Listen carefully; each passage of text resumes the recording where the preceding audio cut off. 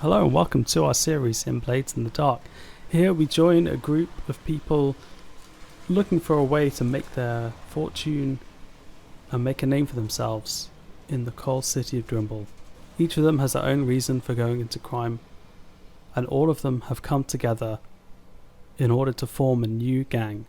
So our group have all been, as they've said, been exploring different avenues to get into crime. They have been trying to make contacts in the underworld, going to certain known spots where they might get recruited, having discreet conversations with different people to try and make contacts. Through all their conversations, they all found themselves talking to different people, but all of them had a connection with someone who was looking to form a new gang, had some interesting scores that he was unable to get existing gangs to agree to work on for various reasons, in part because they wouldn't give him any cut of it. So he is looking for his own gang to form, to start afresh, and particularly with some scores that target, different groups. He doesn't want to get into messes with their allies and enemies and things like that. So he's trying to find a group of interesting people who might be willing to take up some slightly unusual contracts to hit their life of crime. For one reason or other, our group were all at least interested enough to hear him out properly. They have all received an invitation to meet the mysterious benefactor who is looking to form a gang. Each of them, as they are heading towards the place that has been given to them, they're going to a part of the city called Six Towers, which is a part of the city that used to be somewhat rich and wealthy, which now has been quite run down, reasonably abandoned. Most people have moved out. It's largely empty houses and a lot of kind of squatters, boarded up windows. As they're coming through, the meeting is quite late at night. So they are coming through with some artificial lighting, but as they get into 6 hours, very little has been set up. So other than lighting that they've brought themselves, they are largely in pitch black in a very cold part of the city on a night that is raining. All of them walking through the cold and the rain, through these dark, quite crowded streets, and make their way up to a building. That is a house, or used to be a house. You very much get the sense as you walk up to it. It was a decent sized house, but it's probably not been lived in for maybe 50 years. Obviously there's lots of signs of overgrown gardens in front of it. Most of the windows are just boarded up. The roof clearly has some issues that you can see from where you are, some holes in it. As you go up to the front door, on the back of the card that you were given with the time and place, there is a few dots on it, which and you can tell me how long it takes for you to work it out, but you realise there is essentially points for you to knock at. When you do that, the door swings open. Going in, you walk down a very kind of dark corridor with some candles that have clearly been set up for you lining it. Very dark and musty. Goes past some rooms that you can see into because the door frames no longer have doors in, and you can just about catch a glimpse of bits of furniture that exist is all kind of under sheets. It's very dusty, very kind of musty, slightly mouldy smell. As you follow down, you can see a door at the end that clearly has some lights going on in it. So as you walk in, you find yourself in what is actually a reasonably nice looking living room, with some that's actually surprisingly clean, with some nice chairs set up, actually a bit of fireplace going, and depending on what order you've come in with, some other individuals sat around chairs, including a gentleman who is kind of stood to the side, sort of arranging bottles of fine liquor and glasses out on the side. And kind of as each of you come in, one by one, depending on what time you arrive, possibly a couple of you might end up accidentally together. He kind of gestures for you to all have a seat, and starts asking you what you'd like to drink, showing you this kind of fine selection of whiskies, brandies, a couple of different types of rum. So, any of you like a drink? I always find these meetings are never good to be had. A little bit of lubrication. Water, please. Your finest whiskey for me, please. Oh, certainly, yes. I'll take a brandy, sir, if you wouldn't mind. Something that's strong and burns.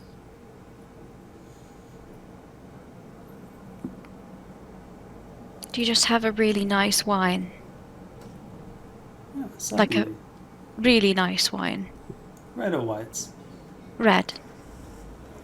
He so is kind of there with these. He grabs a bottle that's kind of clear liquid, which he fills and hands to you. Mittens, you discover it's kind of cleaner water than you're probably used to from here. He pours a glass of the finest whiskey of very nice whiskey for Hayward, and also just the same thing for Matilda because it's also the strongest thing that burns most. A nice glass of brandy, and then from kind of somewhere below, he pulls out a slightly dusty-looking wine bottle that is clearly quite valuable, aged, that hasn't been opened. You kind of see him muttering, "Well, I suppose I was saving this for a special occasion." He opens it, pours a large glass. This could be a very special occasion. I'm sure. And he actually pours himself a glass of the wine as well. And kind of screws all down. And invites you all to take seats. He takes kind of seat slightly distance from the rest, next to the fire, holding a glass of wine and kind of gestures for you all to choose a seat for yourself. Before taking a seat, I walk up to him, extend my hand and go, Hayward Whitlock, pleasure to make your acquaintance. Yes, indeed. Please take a seat. Nod my head, take a seat.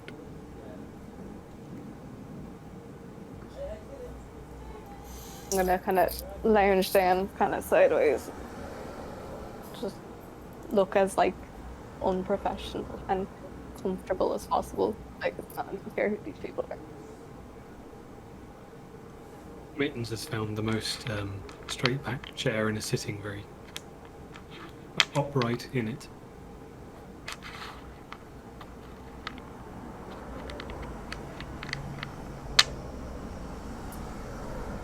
I'm just assuming there's a really comfortable chair that I can just lounge on, but in a less cool way than Mathilda, just sort of in a I'm a dramatic bitch way, I'm just taking everybody else in.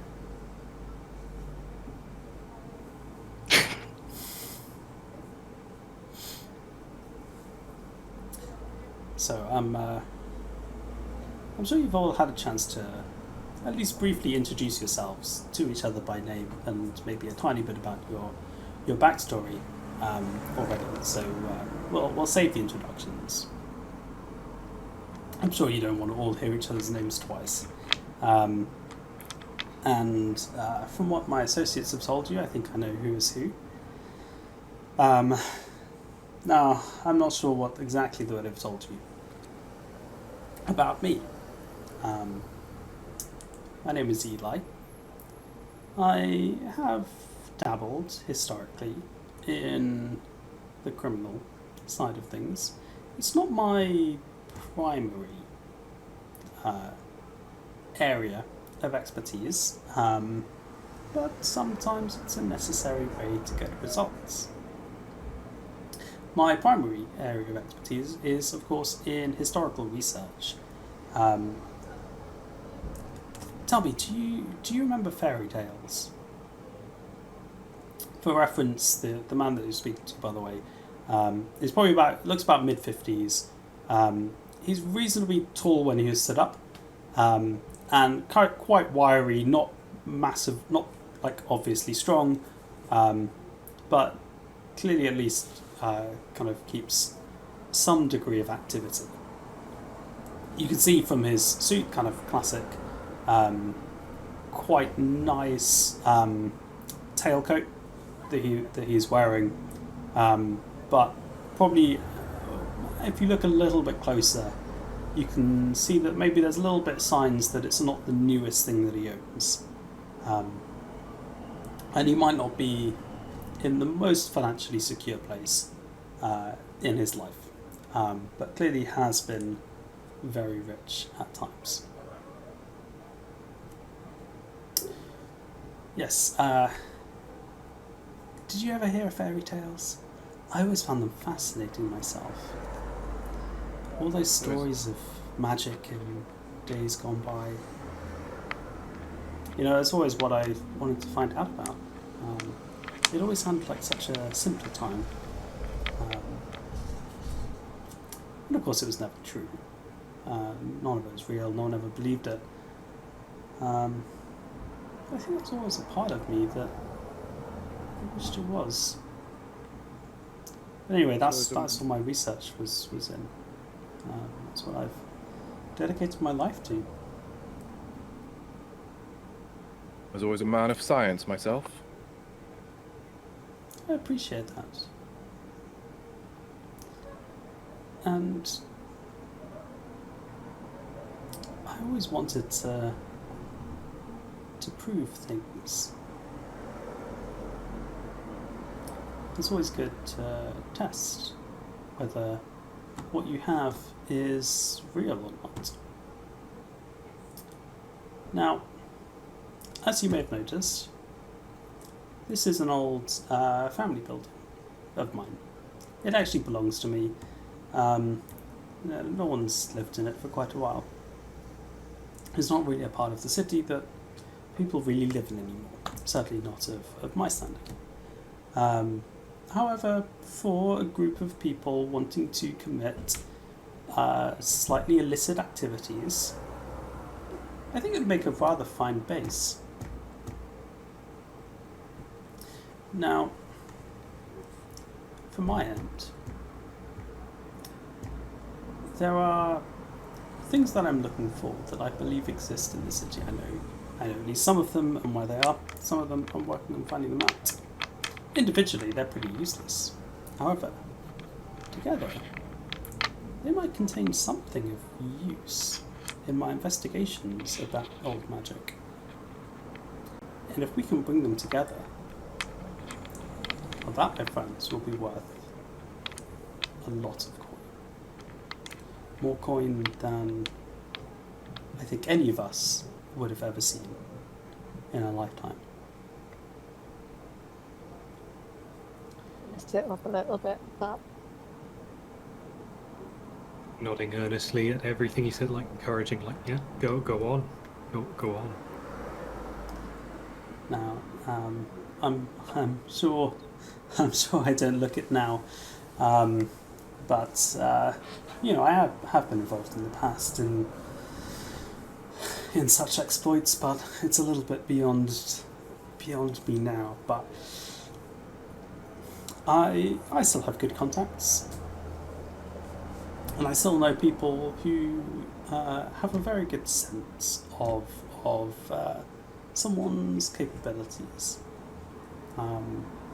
My associates assure me that this is a group of people with a wide range of talents, each of you with capabilities and knowledge that I'm sure would work very well together. So firstly, I propose as a test for you. I know one of the things that I'm looking for is currently held not too far from here. You won't have to go too far. And if you're able to pull off this heist, well, firstly, I'll pay you 5 coin for you and your crew. To get you started. And I will let you use this house as your base. It's a somewhat... it might need a little bit of work.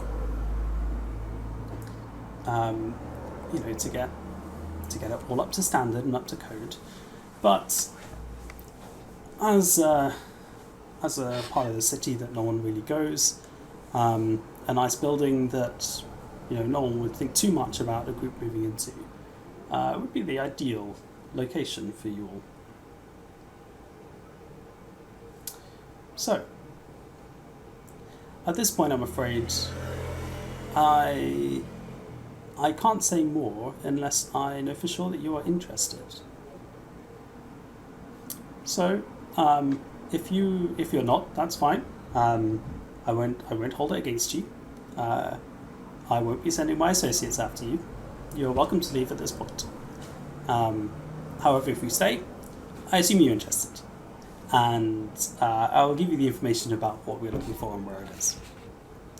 But if you leave or give this information to anyone else, or betray me or any of the group in any way, I will send my associates after you. And that's not for them to give you a friendly hello. So, he's kind of just giving a second just to see if anyone stands up and leaves. Assuming everyone's just kind of sat there. I stand up and start moving towards the bottle of whiskey to fill my glass up.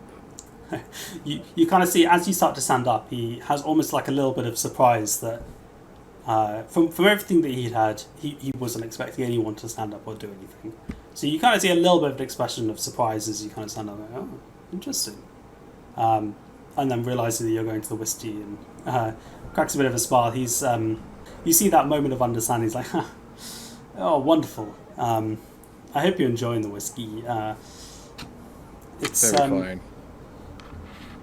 Yes, it's a somewhat of a favourite of mine, actually. A nice 25-year oak aged, finished in sherry caskets. It gives it a nice little bit of sweetness, don't you think? A regular drink I used to share with my parents back at my home. Yeah, it's a rather nice. I mean, I do like the peatiness of the whiskies around here that you get, nice smoky, but I do like it with that finish, a little bit of balance. Anyway, sorry, I won't bore you with whiskey talk. I promise that's not what we're here for. Oh no, you weren't boring us at all, don't worry. Yes, I'm assuming there's no sarcasm there at all. So, assuming at this point everyone's still interested. Now, Do a little shake my glass at Hayward while he's pouring like. I just bring the bottle over and sit in a chair next to Matilda and put the bottle between us. And knock my glass against his. I don't give a shit about all your fairy bullshit, but whatever makes me money, I'm happy to do. yes, I thought that would be the case, Matilda. But never mind. As long as you're motivated in one way or another, it doesn't matter to me what you believe in or not. And there's definitely money available in this for all of us. So here's my test. One of the things that I need is currently being held by the Foghounds. There is a group of them that are currently in a building not too far from here. Now, they're not the most difficult of gangs that you'll come across, but everything comes with danger here. The Foghounds, they're smugglers really, small-time criminals. None of the more challenging ones that we might have to deal with down the line. They're not something that I would ordinarily concern myself really with. But they do have something which came in one of their shipments. That a source of mine has informed me they currently hold. They have a small base not too far from here, sort of out towards Brightstone, a little between 6,000 and Brightstone, that sort of canal area. They've got a nice little warehouse they sometimes store things in. This obviously will be guarded by them. You're not going to get in for free, I'll say that. But in a box, there is a key. This is a somewhat unusual key. It won't be a traditional key shape.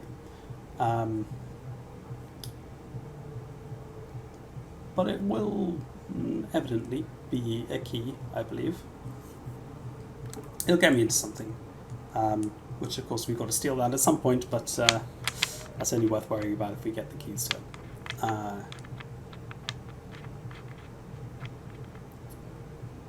There is also probably other things there, which if you wanted to steal, it probably would annoy the Foghounds more than just stealing one thing, but if you want to get other things that you can sell to get a bit more cash, that's none of my business.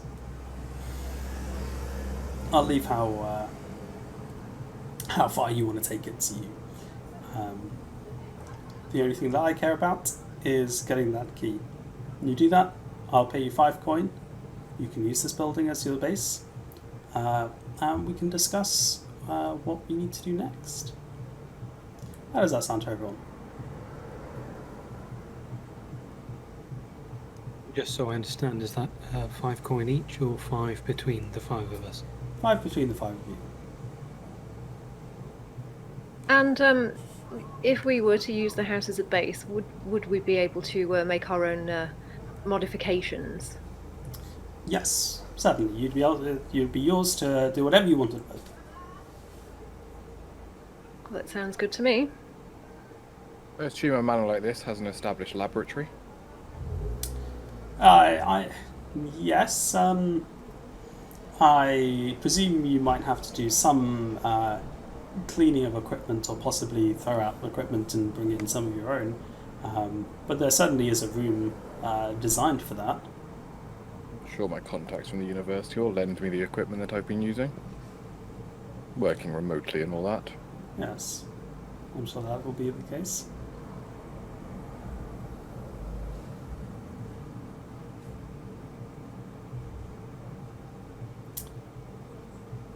Wonderful.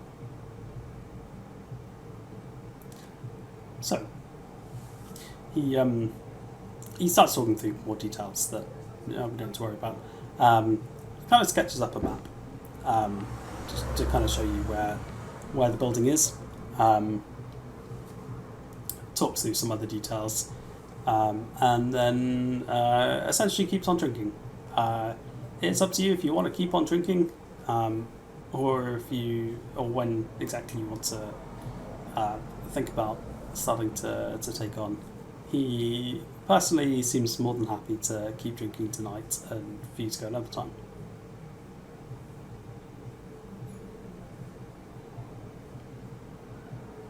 I'm ready to stop when anyone else is.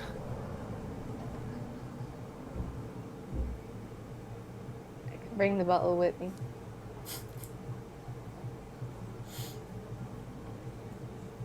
To the fog hounds, then?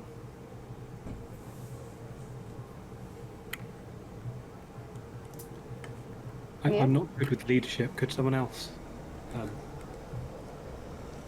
Do we know where the Foghounds is? We just got a map. Then I Wait. study the map to try and find the Foghounds and make the most direct route to it. They give you a lot of assistance, Haywood, when you're researching at the laboratory. No, I'll do it all myself. And how many years have you been working on your current project for? Well, I graduated about 2 years ago. Currently the most esteemed professor within the university. I have always said the education system's gone to the dogs. It's the money that got me there. Wealthy parents, you see. And yet, you chose to study at the university. I had my own agendas. What is your area of research, if you wouldn't mind me asking, Mr. Whitlock? It's experimental, is all I shall say. I see. Say no more.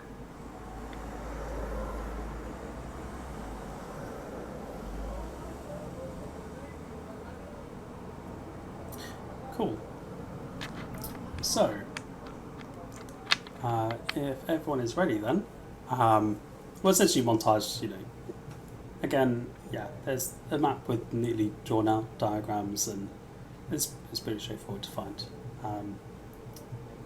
To find what you need. So,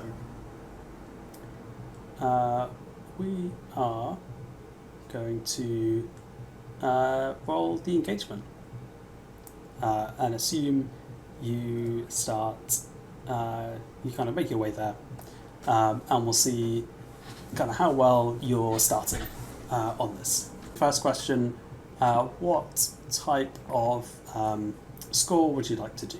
I'm happy to sneak my way through. Cool. Yeah, me In. too. I think Right, in, out. Shake it all about. I would think this is stealth makes the most sense. So we're going to do the engagement roll. So this is where I roll a certain number of d6. We'll take the highest number, and that gives you an indication of kind of how well you sort of approach getting to the place and your kind of initial starting position. Obviously, the higher number, the better your starting position. The lower number, the worse. Okay, so we get 1d for sheer luck. Is this operation particularly bold or daring? I mean, we're trying to break into an enemy gang stronghold, so I'd say that's probably quite daring. And we've never done it before. That's a fantastic point. I mean, yeah, I'd agree with what Kirby said as well, but also a good point that it's particularly bold or daring to just break in somewhere having never done it before. Does it expose a vulnerability of the target or hit them where they're weakest? I think the answer to that is no. Can any of your friends or contacts provide aid or insight for this operation? Maybe. I don't know if a bondsman would have any, or a bondsman, sorry, not a bondsman, would have any contacts with people being smuggled, considering that, as a bounty hunter, you're supposed to hunt people down. Yeah, I fair. have a bit of insight. I think there'll also be some knowledge from Eli as well. So let's go with that one. And don't think there's anything else. So that is 3d6. Let's give him a roll. Okay. Well, I rolled a 4, and a 6.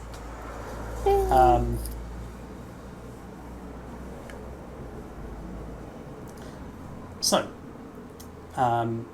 as you're kind of appearing, as you're going towards the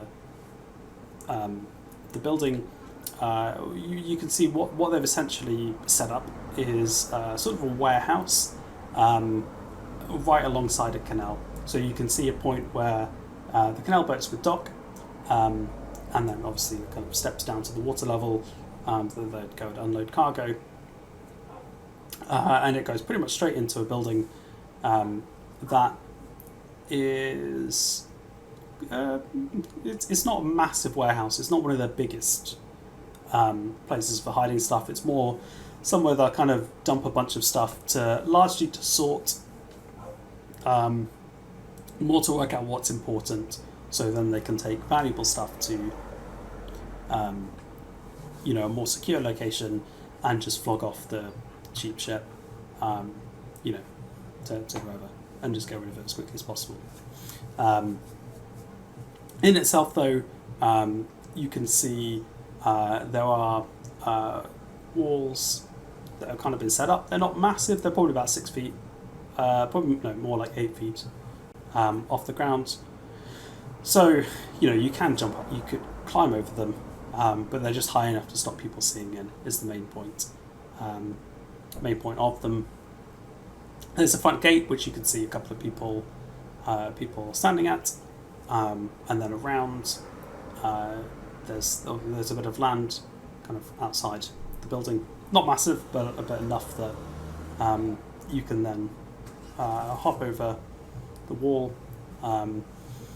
There's a nice convenient point where there's a nice tree as well, right next to a bit of the wall, which is climbable enough that between that and the wall, it's pretty straightforward for you to jump over and land yourself inside the grounds without anyone noticing. What you've seen from the outside now is essentially is just kind of concrete with bits of grass that is clearly not well looked after, that you want. There is around the wall, so you're kind of at a point here. Over here is like the main gate, and then the building's right in front of you. You've got a main gate over to your right. You've essentially got the river to your left. It's all kind of pulled off. The main building is straight ahead.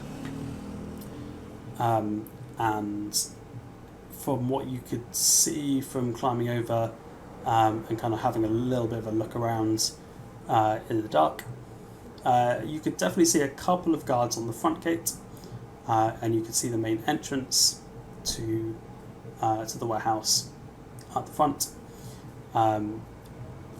You saw that there was a little bit of a side door as well, but that is more for the people there. So rather than leading into the ground floor, which is where all the goods are stored and transported in and out of, it leads you up to the second floor. So it's kind of 3 stories of stuff.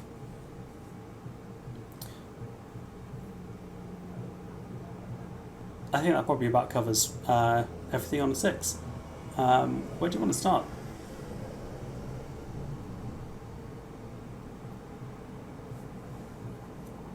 So it's a 2-story building, ground floor first and second. Yep. There's a walled area surrounding it. There's a tree we could jump over. Presumably there are some similar height buildings nearby. Yes. Possibly with cables running between them. If you're just trying to get into the compounds, then kind of from the 6, we'll just assume that you can just jump over between fence and tree, and a wall and tree. Unless there's something you specifically want to kind of look at or do. But that kind of information is assuming that you've kind of made your way up, found some good vantage points to have a look, and then jumped in. My only thinking was that such a thing might be stored higher up in the thing, so entering the building at a higher point might be more useful. But we can start in the ground as well. So there's, just to clarify, there's kind of stairs that go up the outside of the building that lead into a door right on the top floor. Gotcha. Are the stairs in the eye line of the guards at the front? No, so the guards at the front are really looking out onto the road, going past. They're not really worrying about people coming in behind them. Then maybe presumably there are doors in up these stairs. Maybe we take the stairs. Seems like a reasonable conclusion, Miss. Do we find a way to take the guards out of the equation for any escape that may be needed? Perhaps not unless we need to. I mean, I appreciate we're engaging in crime, but perhaps keeping the crime to a minimum to begin with. Yeah, I would think taking them out is a last resort. Surely.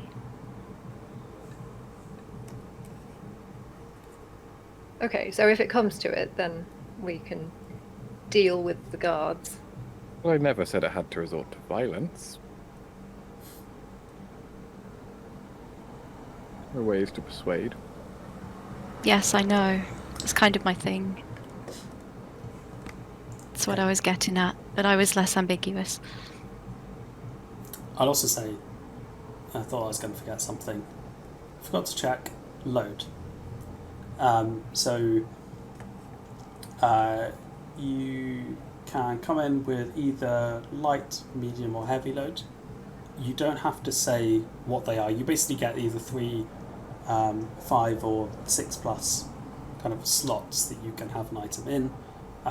You don't say what they are up front, but at a point, if you want to use an item that you might have brought with you, you would kind of check that box of load off. So let's just check what everyone's load is going in as. Carry on. I am going to go with medium. Mittens, Medium. Claudia. Can I ask a question before Sure. I tell you? One of the items it says I can just have that aren't in the load is a cane sword. Given I don't have a cane, can it be a concealed dagger? Yeah, that makes sense. Yeah, okay. I think a light load then. Yep, everyone else do the carrying. Hayward, Medium. Matilda. Light. Sorry, I interrupted your discussion about what you do with the guards. I think we know where we're going. That didn't sound ominous. I have my methods. I don't think they were talking about you, Hayward.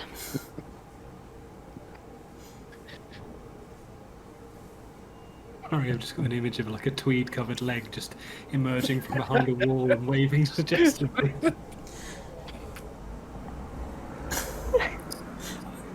The way you're saying that is making me think of like the bit in The Nightmare Before Christmas where Sally kind of does that with her leg and it kind of distracts Oogie Boogie whilst then she...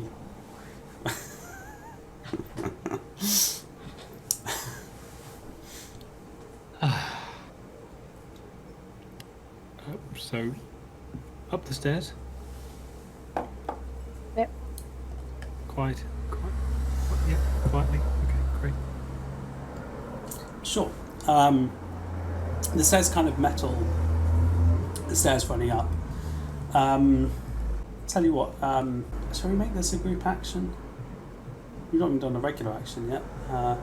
This might be a bit quick to make it a group action. Oh, why not? Let's go all in Um, on the group action.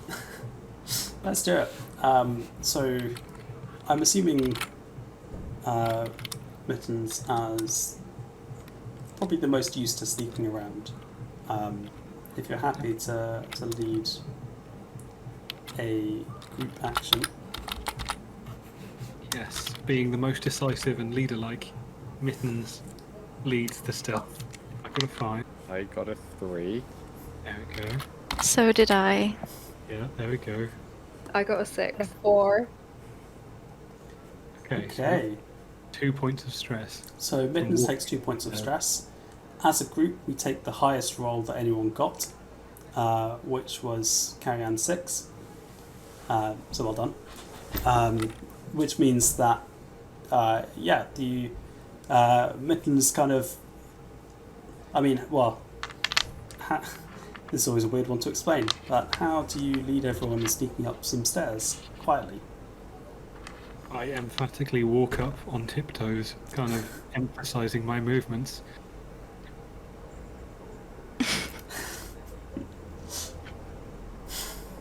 And then carry on. Presumably kind of emphasising using the side so it doesn't, because presumably it's the middle of the steps that's the noisiest bit. Kind of demonstrating that little bit of technique. As well, so yeah. And then I wince when the professor and Claudia start climbing up. Yeah, I walk just straight up the middle of the stairs and just luckily don't make a sound. Yeah, I'm just assuming the reason that mine wasn't very good is because I saw what Haywood did and was like, what the fuck? I went to yell at him. Just about saw Mittens go.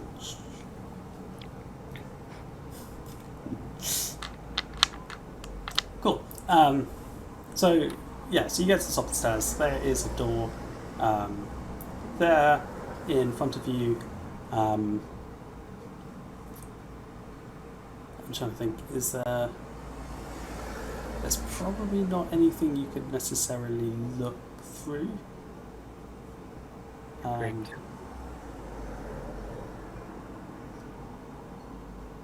Can I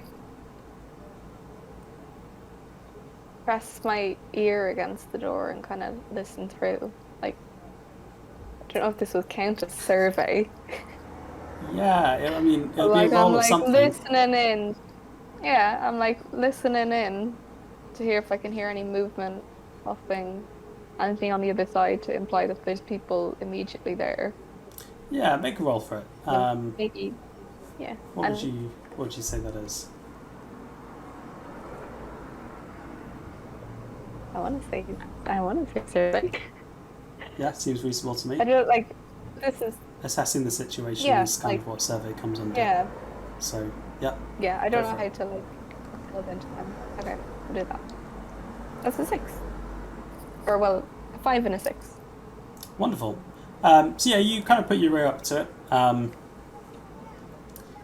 It turns out that even though it's a kind of door to the outside, it's actually quite a thin, flimsy door that you can kind of feel that as you're going up, put your ear to it. So you actually get quite a good sense of what people are doing. For starters, you can definitely hear that there's no one like walking around near the door. You can hear some bits of faint conversation that you suspect are somewhere on that floor, but further down. And currently, there's no one sort of patrolling there. There's no one there expecting anyone. There's just some people in conversation. So if you kind of walked through the door, you're probably not going to be heard. Like, keep it open, like slip through, and then from everyone else. Yeah, you sneak open the door, and what you see then as you are kind of making your way into then a corridor, what's kind of obvious to you is that the conversation that you're hearing, you can hear it kind of down the other side of the hall. You think there's maybe about 4 voices that you can hear. They're all kind of just kind of chatting away. You can hear little clinks of cutlery, so you suspect that there's some people just basically having some food. and just kind of chilling between shifts. To your left, you can see a door that's kind of labelled as being the sleeping area. For anyone who's currently there, so probably not an ideal place to go. Other than that, you kind of got down a corridor. You suspect, as it stands, you can't see stairs down. You can see there's kind of different rooms around. There's obviously that one immediately to that that's actually labelled. There's kind of a couple more on your right. The corridor then you can see splits, so it goes straight ahead or kind of goes off to the right. You can see there's obviously more doors down to the left. You can't see any set of stairs that will take you down, but you can obviously see then the corridor goes round to the right. And it's kind of, you think it's somewhere down that side of the corridor that you can hear the voices coming from. Is there any way through studying like the building that I'd better find clues to what is potentially a important office anywhere within this building? There'd be a couple of options in doing that. Well, option number one is, well, let's say there's three options, because option number one is just open doors until you find one. Option number two, you potentially could try and study from the outside of that. Probably have limited effect. Option number three, if you wanted to call a flashback and think of some way that you could maybe find any information on the layout of the building. That would, yeah, because that was going to be the other one I was going to look at, is what the options of a flashback for having found a blueprint of this building in our planning stage before we came over. Yeah. So what I'll say with that, that's perfectly reasonable. If you make a roll and let me know which type of roll you want to go for, study seems reasonable if that's what you want to go with. For, let's just say how kind of detailed the plans that you found were. Yep, and if it's 2 dots, it's 2 dice and take Two the highest dice, number. yep.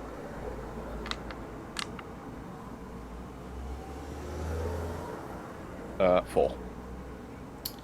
Okay, yeah, so when you're looking at the plans for the building, they show enough to actually give you a sense of the layout. So you're currently on the second floor, as I said. The ground floor is basically just a big room with kind of a couple of sets of stairs that lead down to it, which would just be kind of where they store goods and where anything they kind of import just gets dumped and then they sort, and then it's kind of the front door's wide enough to get a cart to go out through it. So anything that's valuable they'd either load up onto a cart to move or live back into the canal. They've got those two options. The 2 floors above, the plans were obviously for the original building, which wasn't designed for this group. So you can kind of see that the 2 floors above are basically like H-shaped corridors. So you can kind of see you're at one end of it, and so the bits that you're looking at, that kind of down and then across, there's kind of another bit of corridor. You can at least from there see where the stairs are, which are kind of in the far corner from where you are. From that, looking at the rooms, you'd probably have to make a guess from the room sizes. You can see that the rooms on this floor are largely bigger than the rooms below. So the first floor rooms are a lot smaller than the second floor rooms. But unfortunately, the purpose of them isn't on the blueprints.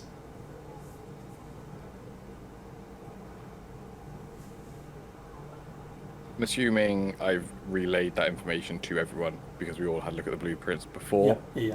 Yep.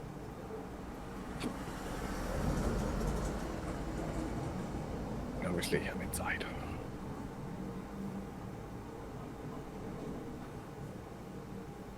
I would recommend we try and get down to the first floor. I mean, wasn't there a door on the way up? I'm assuming there were doors on every level. It wasn't just a staircase that went right to the top of the building on the outside, so we could just go back outside and then go down a level.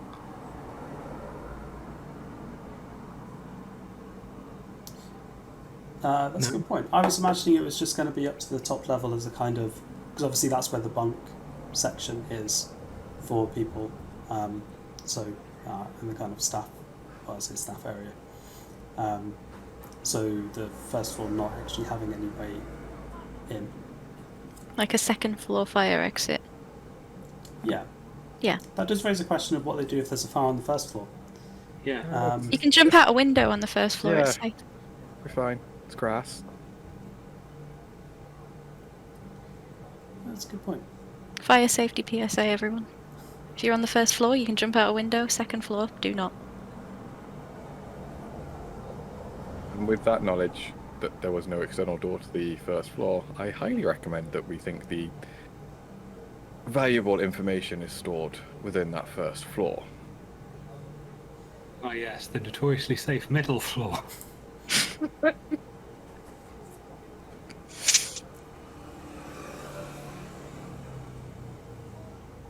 You can jump out the window, but you can't jump in. I mean, I assume there wasn't a window next to the staircase that led up that we could climb through either. No, the whole building is very limited on windows. Okay, so what I suggest we do is we utilise this corridor and the stairs at the end, which seem to be the only way to access said floor, unless you can float through a floor or a wall. I have the potential. I could potentially use a fine cover identity from my load. By all means. And persuade my way into the building as a high-ranking officer or partner or whatever within this fine establishment.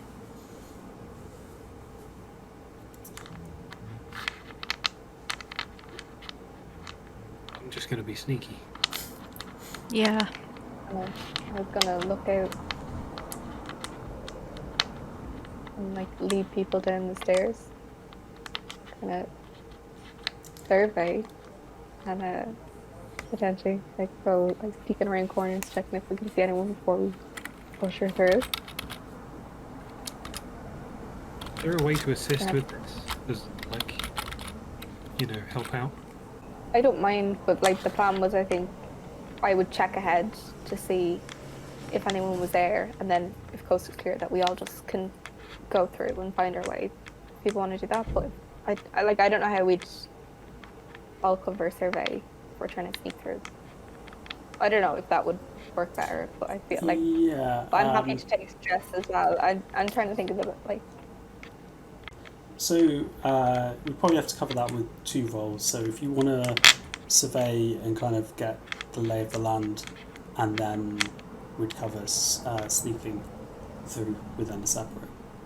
So my other plan was potentially I go ahead with my cover identity and everyone hides, and I try and sway my way through the guards and everyone with my cover identity, find the room, and then if all shit goes south, I leg it out the front door and hope I don't get killed. But why would you need to disguise yourself when I could just persuade them as myself? I could also apparently try that. I mean, we could go with multiple different avenues, like the sneakers could sneak and the swayers could sway. What happens when you're both? Yeah. Little sneaky sway? I don't know. Sneak up behind a guard and say, "You're gonna let me do this." That sounds dodgy. Just a tiny bit. I was wondering how serious this would be, and I'm so glad. Thanks, guys. We've reached that How point. serious Okay. this would be. Get a bit hot in here now.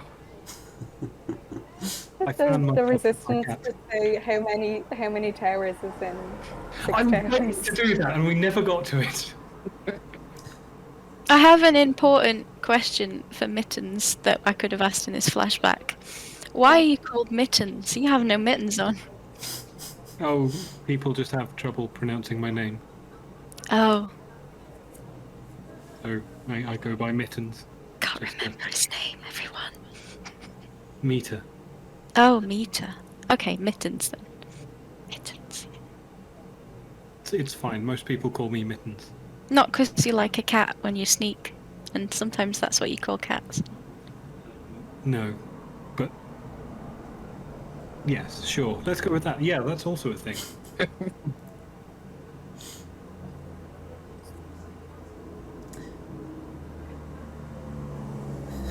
I might look ahead before I do anything. And I Alright, can and yeah, if you inform wanted everyone to on what they want to split do. into parties, that's absolutely fine. Matilda, why don't you roll then, presumably survey, and see how well you get a sense of what's going on, and then you can probably decide from Cool. there.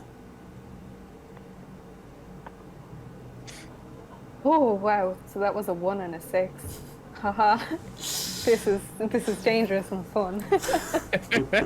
Well, it's a good job you have 2 dots in survey, and therefore we take the 6 and not the 1. Yeah, you succeed. So, okay, so we kind of established that the corridor is sort of a H shape, you're at one point, the stairs, you're away on the other. You kind of, gracefully sneak down the kind of main middle bit, just kind of poke your head around. Yeah, you can see a set of stairs. You can see it's just kind of off to the right, so kind of like halfway down that leg of the H, that you can see a room with some kind of lamp light there, and that's where you can hear the voices coming from. You can see that there is a door just to the left that you suspect, having seen the blueprints, actually runs all the way down. So that corridor that you kind of walk down, there's actually like a little door between the two, and you can actually, presumably they're all unlocked, you can actually walk through that section if you wanted to use that, and the same actually on the right side. And there seems to be like a couple of rooms out to the right, but no one's really there. You can't hear anything from there. At least to your knowledge, there's no one there. Yeah, you can't hear anything right now from there. Sorry, I'm just clarifying something. When you say that there's a door that like runs down, do you mean like it just like goes like along, or do you mean down? Like it looks like it's like. Oh, sorry, is it links to along? stairs? Okay, Yeah, Grant, just so- confirming. Yeah. Okay.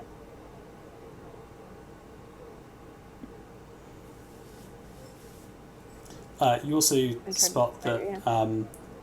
there's not masses in the way of lights here, so it is reasonably dark inside. Obviously, there are bits with lamp lights, but in the kind of chill areas. But them being the foghounds, they're quite used to operating in at night in low light and stuff. So you're definitely not in like super well lit areas.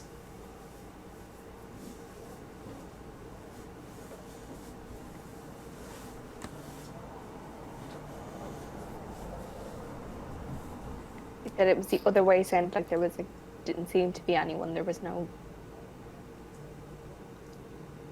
Yeah, so if you And kind then of went down noise and then and right, like away Yeah. from the stairs, there's nothing really you can really hear.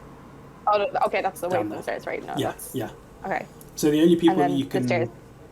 hear, beyond the sound of a couple of people snoring in the sleeping room that you kind of went past, but they've not noticed anything, they're still fast asleep, is like a group of people. Now that you're closer, you're pretty confident there's 4 people just kind of sat. At this point, they're mainly just drinking. You can kind of hear conversation and kind of glasses, tankards being, slammed down a bit on the table, and they're a little bit louder and more rowdy than when you initially walked in.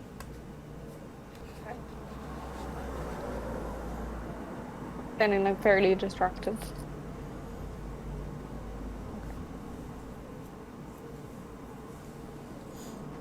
I still don't know. Basically, I want to go down the stairs. Sorry, I don't know if I'm clear enough about that. And if it sounds like there's anyone down the bottom of the stairs. And if I can just... I think that was my plan, was just to go past and see if I could hear down there. That makes sense. Sure. Yeah, I assume this is still in the building and we're not talking about the stairs. Like Yeah, that. We yeah. just came up. Yeah. Right, that's it. Sorry. I don't know if I was clear enough or if I'm just completely misunderstanding what you're saying. No, that's fine. Yeah, but that's my goal. Do Is you that, want to... Let's say this, actually. Just make a roll in terms of not being heard. Because presumably you'd have to kind of get to the stairs, kind of past them to hear if there's anything down. right, okay. Let's just make a roll just to see if anyone hears you.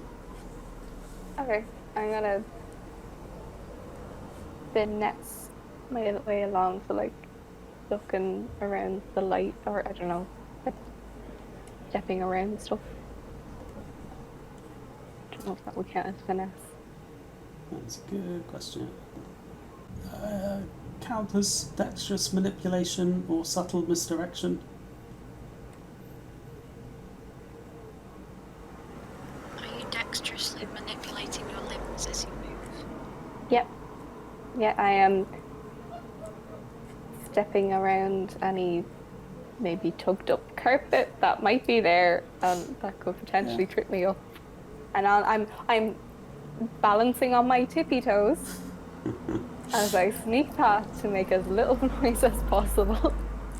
Yeah, all right. Let's go with it being finesse. This is where it all goes downhill. Lads. No, it is a 6. I have a favorite dice. Nice. Die. So, Yeah, you very carefully tread your way past some bits of, upturned rug and some, a couple of empty beer bottles that have kind of just been left in the corridor, and a few other random bits of junk that just kind of are around that no one's really sure why, but no one's also wanted to take ownership with and deal with. Just kind of shimmy your way past. And get to a set of stairs. And you kind of can then, past their sort of conversations that you're kind of hearing, kind of sneak down to kind of the midway point of the stairs, you kind of spin 180 degrees. So you kind of go down and then back around to wherever that meets up with the corridor. And there you can hear a person just kind of wandering. You kind of hear the footsteps around the corridor. As you kind of subtly follow what's going on, you kind of hear them coming closer to where you are. You kind of up against the wall, and then you hear they just kind of turn around and go back. You just basically hear they're just doing a patrol route on this floor. Just kind of muttering to themselves. It's clearly not a very interesting shift to take. They're not really used to having trouble there, but they're just kind of doing it because they've been told to.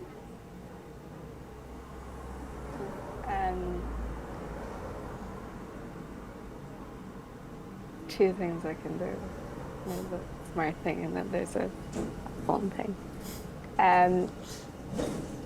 The smart part, I'm gonna pop back up. I'll give like a little wave. I'll go just at the back of them to kind of like back at them to gesture what's going on. The fun option's always the good option. Can I mark off a bit of bloat? Mm-hmm. What will we say? Let's go with a pistol. It's not what you think. And can I, when I hear he's gone, or they've gone past, I'm gonna hunt after them and then put them in the back of the head to see if I can knock them out. Incredible. I mean, when you said you're getting out a pistol, I was worried you're going to shoot them. No. I know how this game works. We don't murder. Yeah. Yeah. That seems like a hunt roll. Happy with that. Yeah. Go and roll hunt.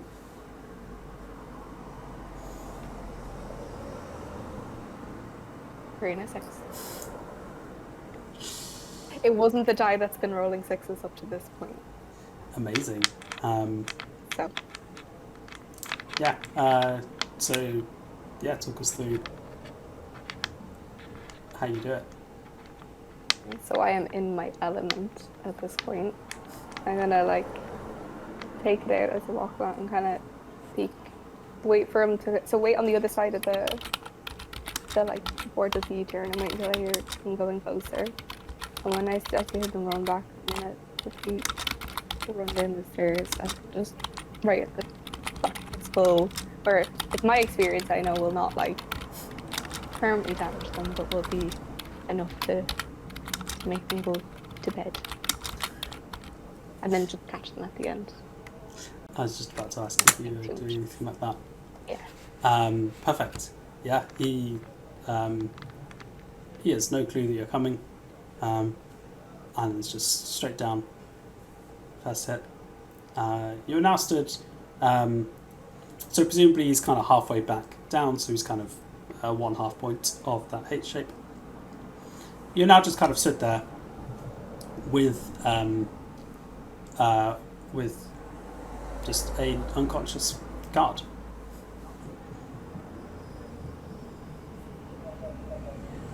That's what I should do is bring them back to the base of the stairs, quickly run up and wait and gesture. And then wait to see what they do and kind of go back in mind. Based on the wave and gesture, would we need to sneak past the other guards in the room, or are they comfortably inebriated? You would still need to sneak past them.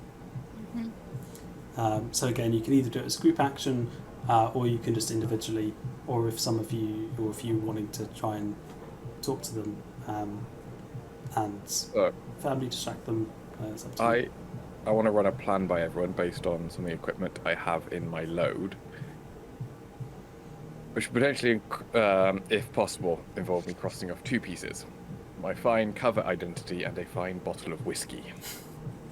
So I approach these guards under my cover identity, give them the fine bottle of whiskey, and wish them well in their drinking, for a indication of where the main office is, under the ruse that I am a wealthy benefactor looking to buy into their business.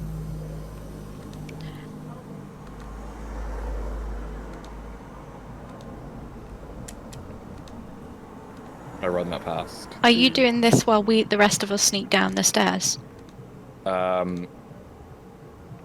You could potentially sneak down while I am distracting them with the whiskey, before I then follow down and try and find the office and provides a distraction. Yeah, I like it as a distraction. Seems sensible. Yeah, I don't like the idea of us all hanging around at the back while you do this. And then I could potentially carry on my cover story into the office, and if everything goes south, everyone is then outside the office to charge in and save me.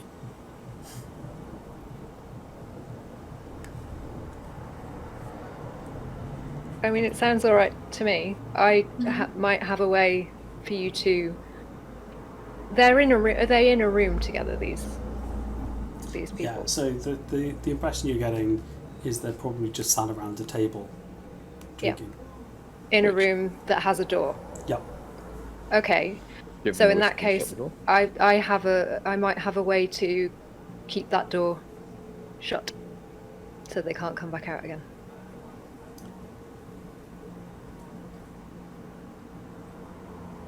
Combine the 2 plans. I go in, distract them, give them the whiskey, shut the door on the way out, and then we use the plan to keep the door locked.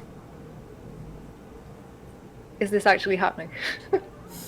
Because I have no idea what the hell's going on. And no one would have to sneak. Would we not be sneaking while you're doing this? Well, if I distract them with the whiskey and then shut the door on the way out, everyone else can just like run up to the door and jam it shut before they realise what's going on. But I don't know that Carrie Ann needs our help though, to jam the door. Do you? Yeah, I know. I don't need to Yeah, you jam the door. If you just leave the room and you close the door behind you, Yeah, that was then my thought. I should be able to do what I need to do to make it stay shut. Yeah, Yeah, Claudia's close just like, I'll see you downstairs, everyone. I was under the assumption I would need to go in and distract them to then shut the door and then leave it up to Carrie Ann to finish the job. Teamwork.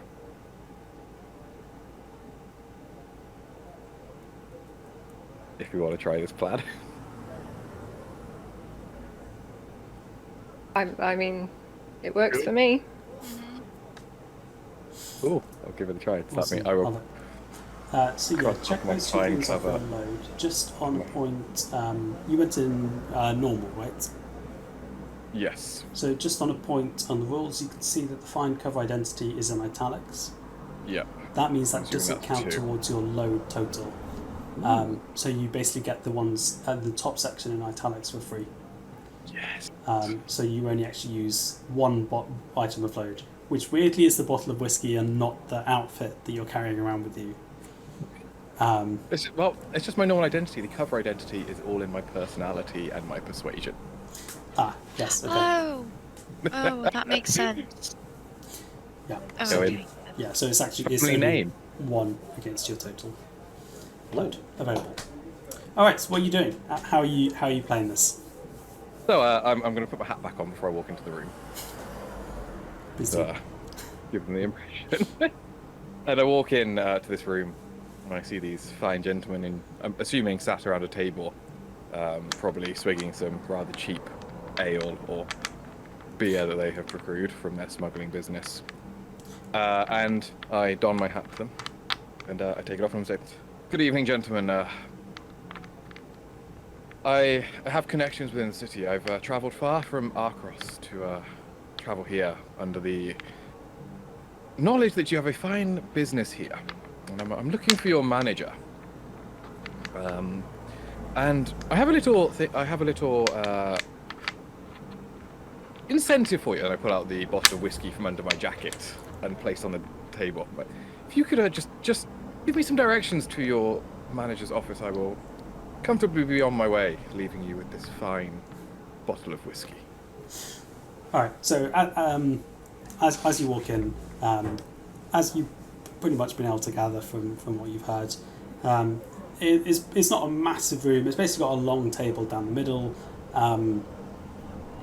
There's kind of just various basic food supplies around the edge, and you can see that they have basically a whole load of bottles of beer that are completely unmarked.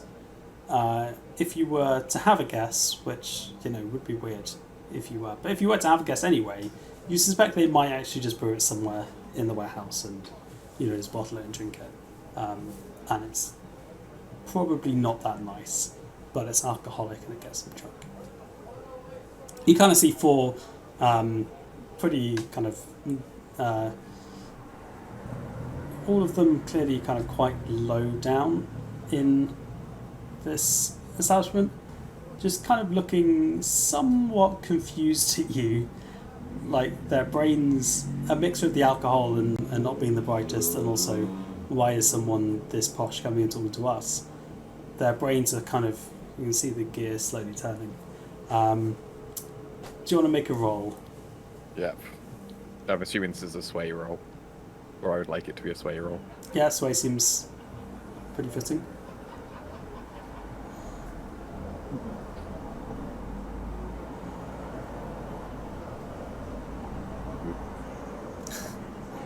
What was the best one? Oop. I may have rolled 2 2s.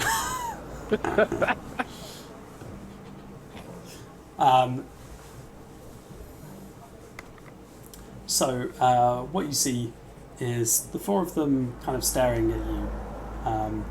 The one who is the quickest to react just kind of grabs the bottle of whiskey and tucks it away. Another one is just kind of staring at you going, you don't look like you're the type to be getting involved with people like us. Maybe you'd rather meet security instead of a manager. No. I would not rather meet security. I have means. I have family name. We have the means to do business. See the kind of one in the furthest corner. He basically kind of jumps up and goes to the corner, finally having worked out what's going on. And you see him grab kind of a couple of strings that are sort of in the corner and start furiously kind of yanking them. At this point, I'm going to start a clock for discovered. And going to check off a second of that. You suspect the ropes are kind of connected to a bell somewhere. Yeah. I'm assuming they don't know about anyone else at the minute, just me. Nope, not currently. So I very sheepishly turn around and walk out the door, closing it behind me. As I walk out. And at which point... I'm like... yeah, I am going to... could I do two things here? Do I go nuts and do two things here?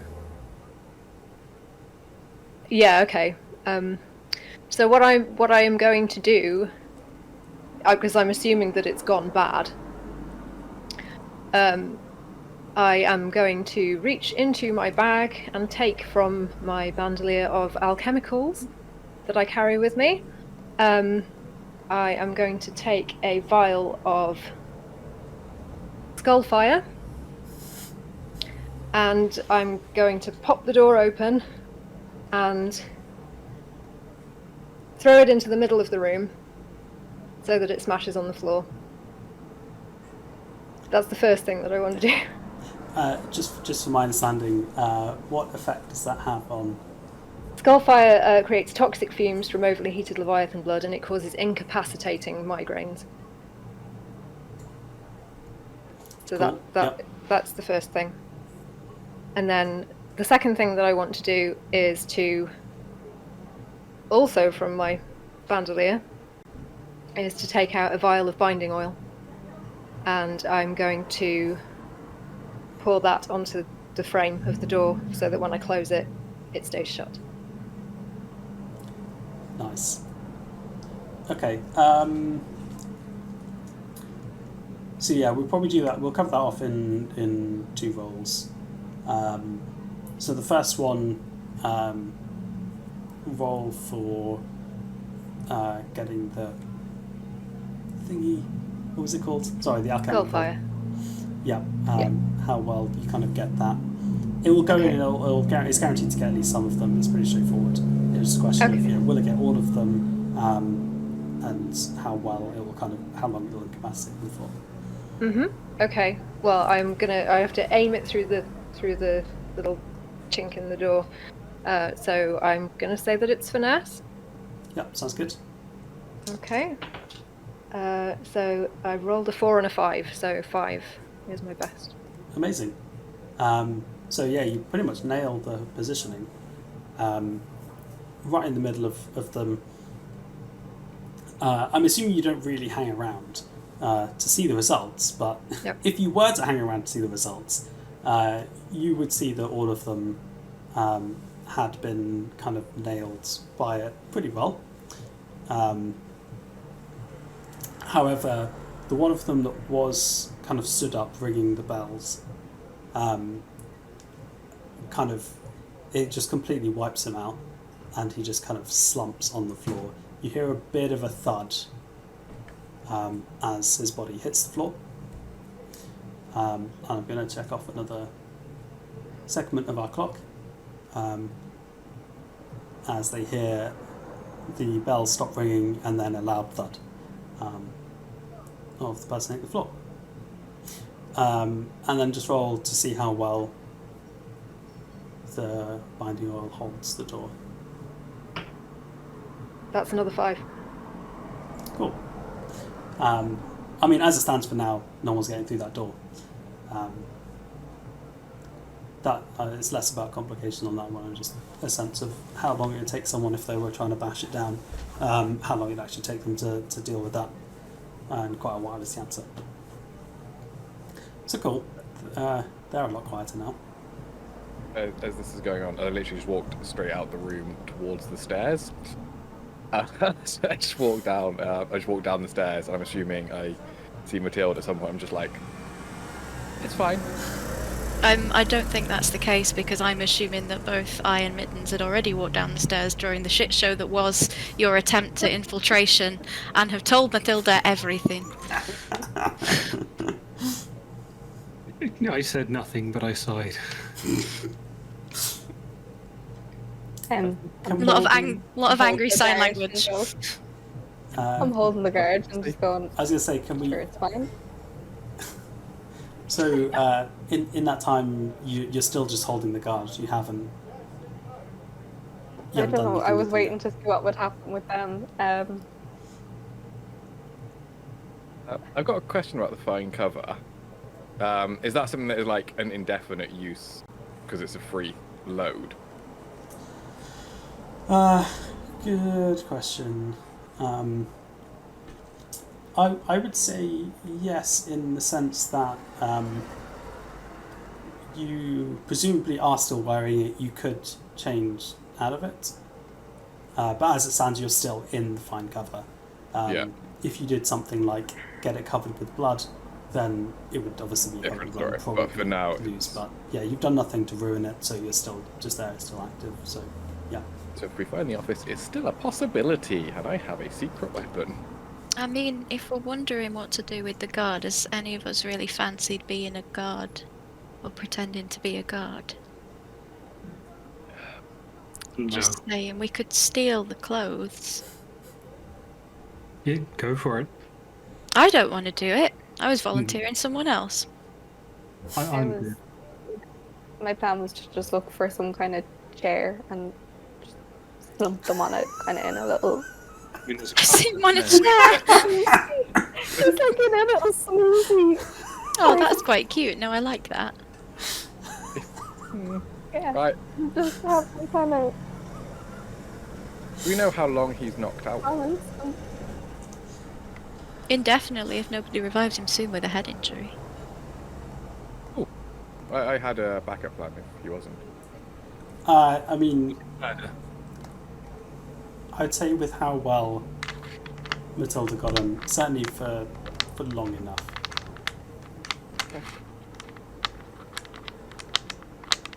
I mean, we How could long- always revive him and find out where the things are. If we revive him, he may tell, or he may raise an alarm. I mean, Some of us can actually consort whole successfully. I wasn't trying to consort. I feel like That that was ship just- has already sailed, but yes. Maybe command them. Oh, I can do that, yeah.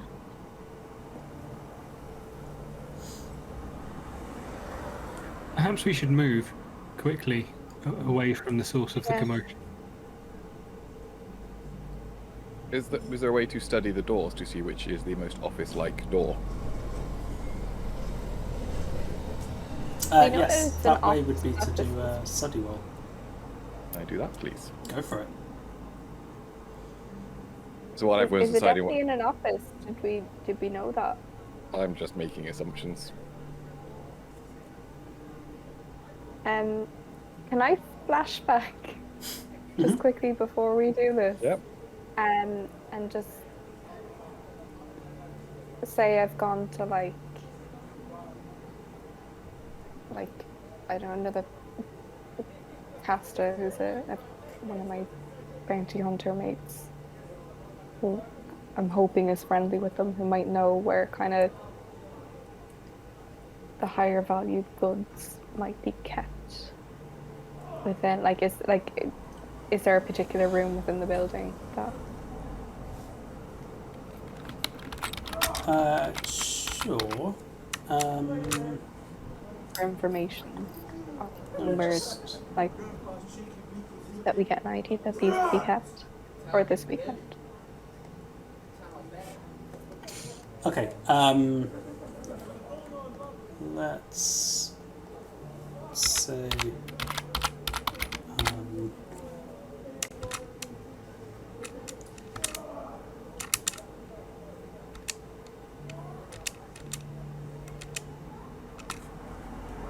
Or even talking to Eli, Yeah. So. like just before we left. I know we left quite quickly.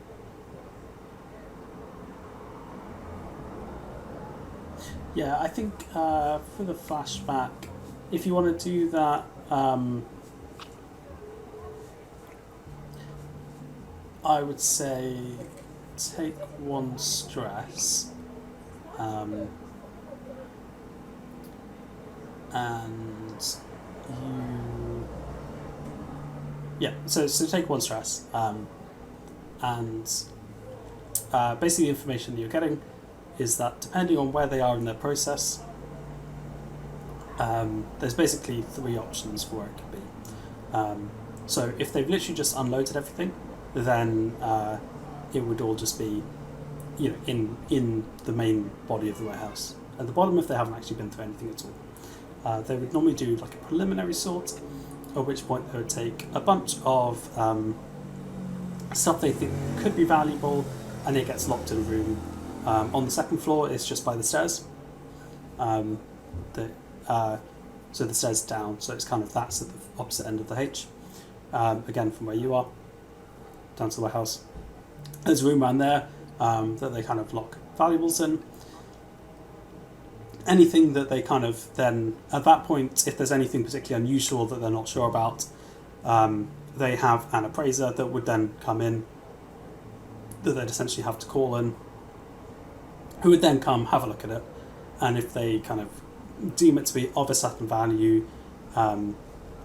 they then have another room kind of just down the corridor from that, which is the kind of main office that has a safe in it, and they would then keep it locked in the safe until they can make arrangements to be able to kind of sell it on for the amount that they want to get it for. Obviously they don't know for this shipment exactly when the process it'll be, but that's what they can tell you, that they are the 3 options for where it'll be. That will have been shared. So just wanted to check that first. Okay. So based on that information, the item we are looking for, where do we most likely think it will be? And I will, if it's one of the 2 latter stages, I will look for the appropriate door by studying what is around.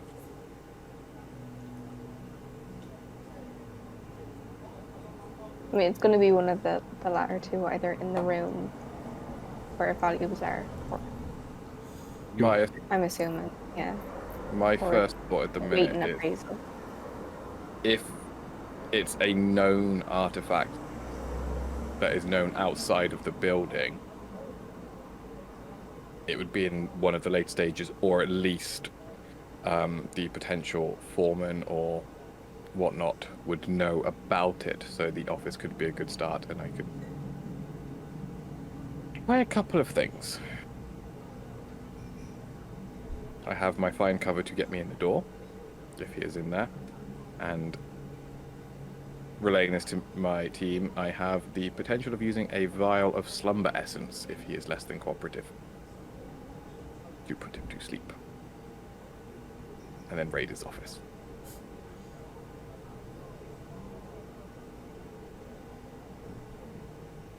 Unless anyone has other plans. I mean, there were 2 options, right? Two rooms that we could potentially investigate. So do you want to take one? I'll take the other, and that way we're both covered.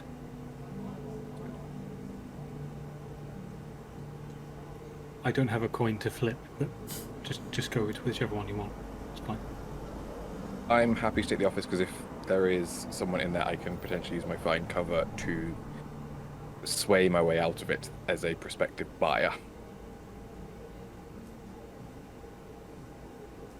With the family background that I have come from.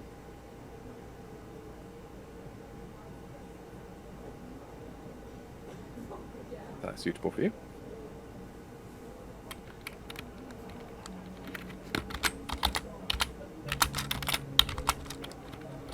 Sounds good to me. All right. I'm going to go to the other door and listen to it. So, what order do you want to do? Do you want to go through these in? I'm assuming they're happening concurrently. Yeah. But we'll go for one or the other.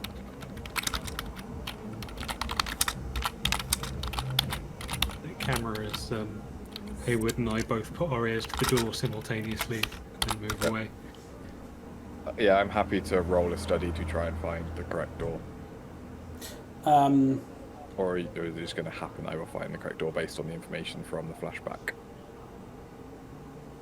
Yeah, from the information from the flashback. Tell you what, why don't you both make me a study roll, and we'll just kind of cover off, or if you want to make survey, something in that area, and we'll cover off a couple of points with that. 2 6s. Sorry, did you say fail. 2 6s? Yeah. Nice. Mittens? Fail. 2 and a 1. Cool. So 2 6s is a crit. Well done. Crit. That means I can use that to like relate the mittens where the so- other one is. Yeah. Go through. I'm kind of imagining Mittens is just basically going to. There's like quite a few little rooms and offices and cupboards down that kind of section of the corridor. I'm kind of imagining Mittens just going up to all these random doors and you're just kind of there and you're just like, I worked out how maps work. This is the one that I want. This is the one that you want. Just kind of direct Mittens to. I watch him for a little bit. I watch him go past the door a couple of times, and then eventually point him back to the correct one.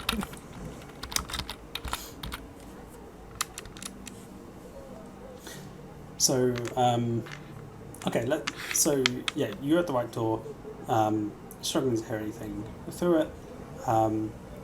Hayward, so which room were you going for, by the way? So I'm going for the office, the main office. So that's the one with the safe in. Yeah. Yep, cool.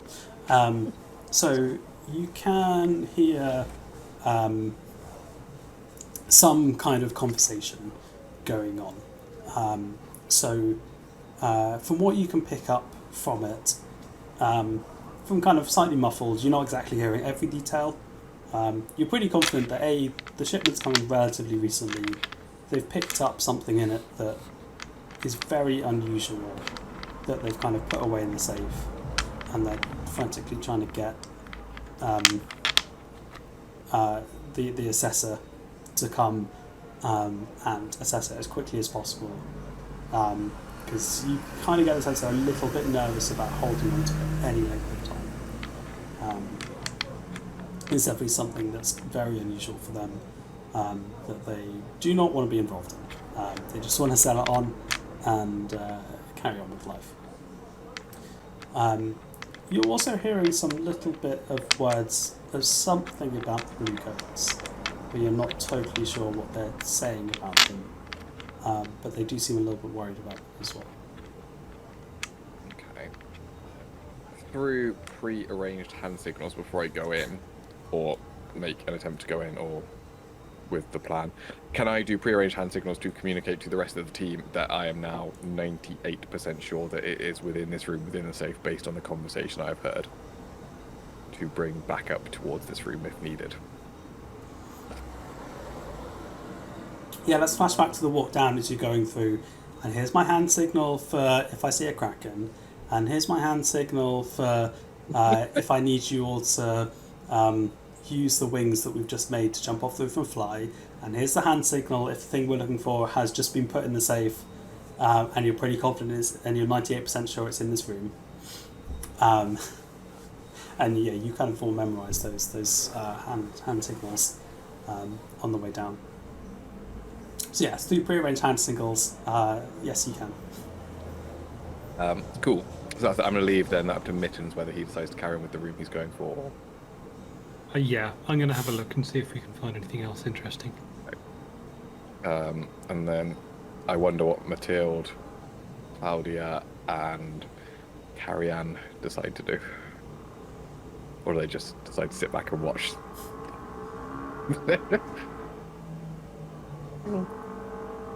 Trying to find a place for this guard. That's fine. I'm following Haywood. I'm following Haywood in.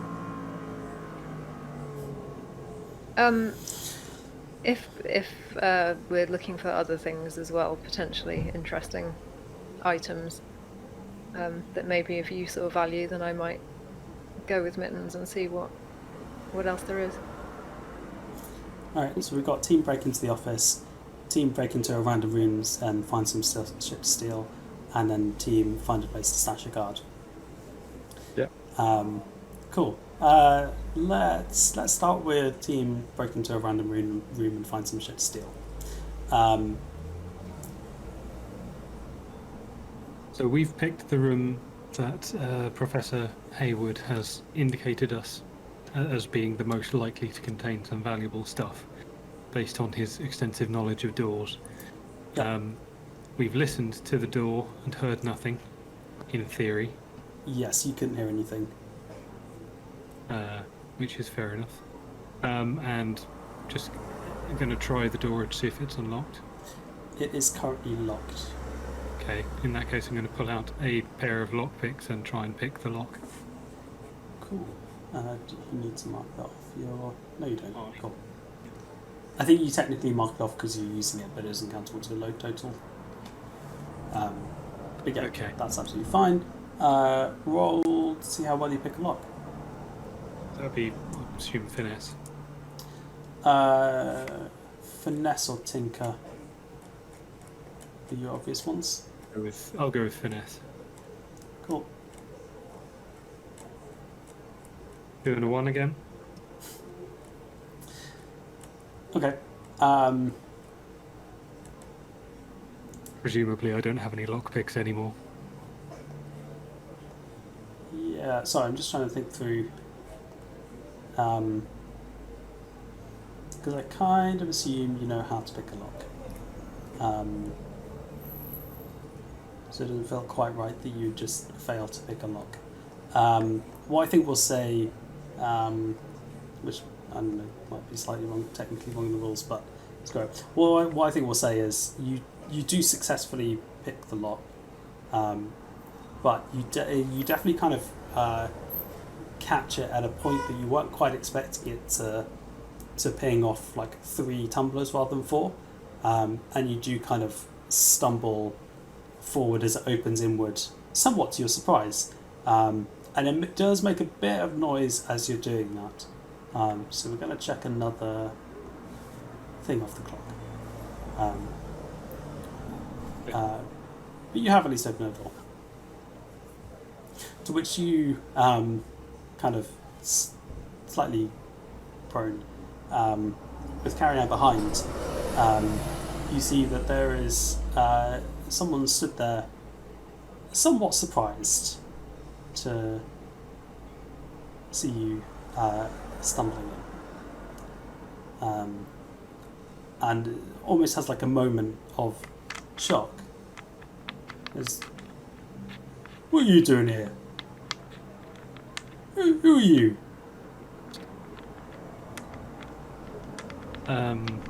And I will try and charge them. Cool. Yeah, make a roll for charging them. Probably skirmish. I mean, skirmish is the obvious one for charging them. Or wreck if you're just trying to smash them up. Let me just check. I'm wondering if possibly finesse, if you're going quite specific with it.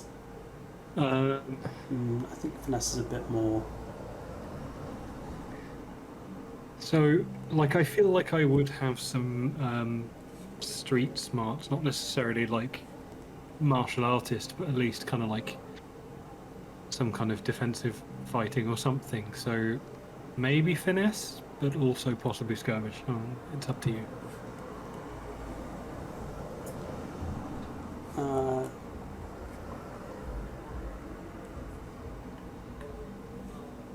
Let's go with skirmish. I mean, it's kind of up to you. That's the nature of the game. Yeah, I skirmish guess. feels more realistic. Yeah, I'd agree with that. Okay, that's a 4. Perfect. What are you going for? What are you trying to do?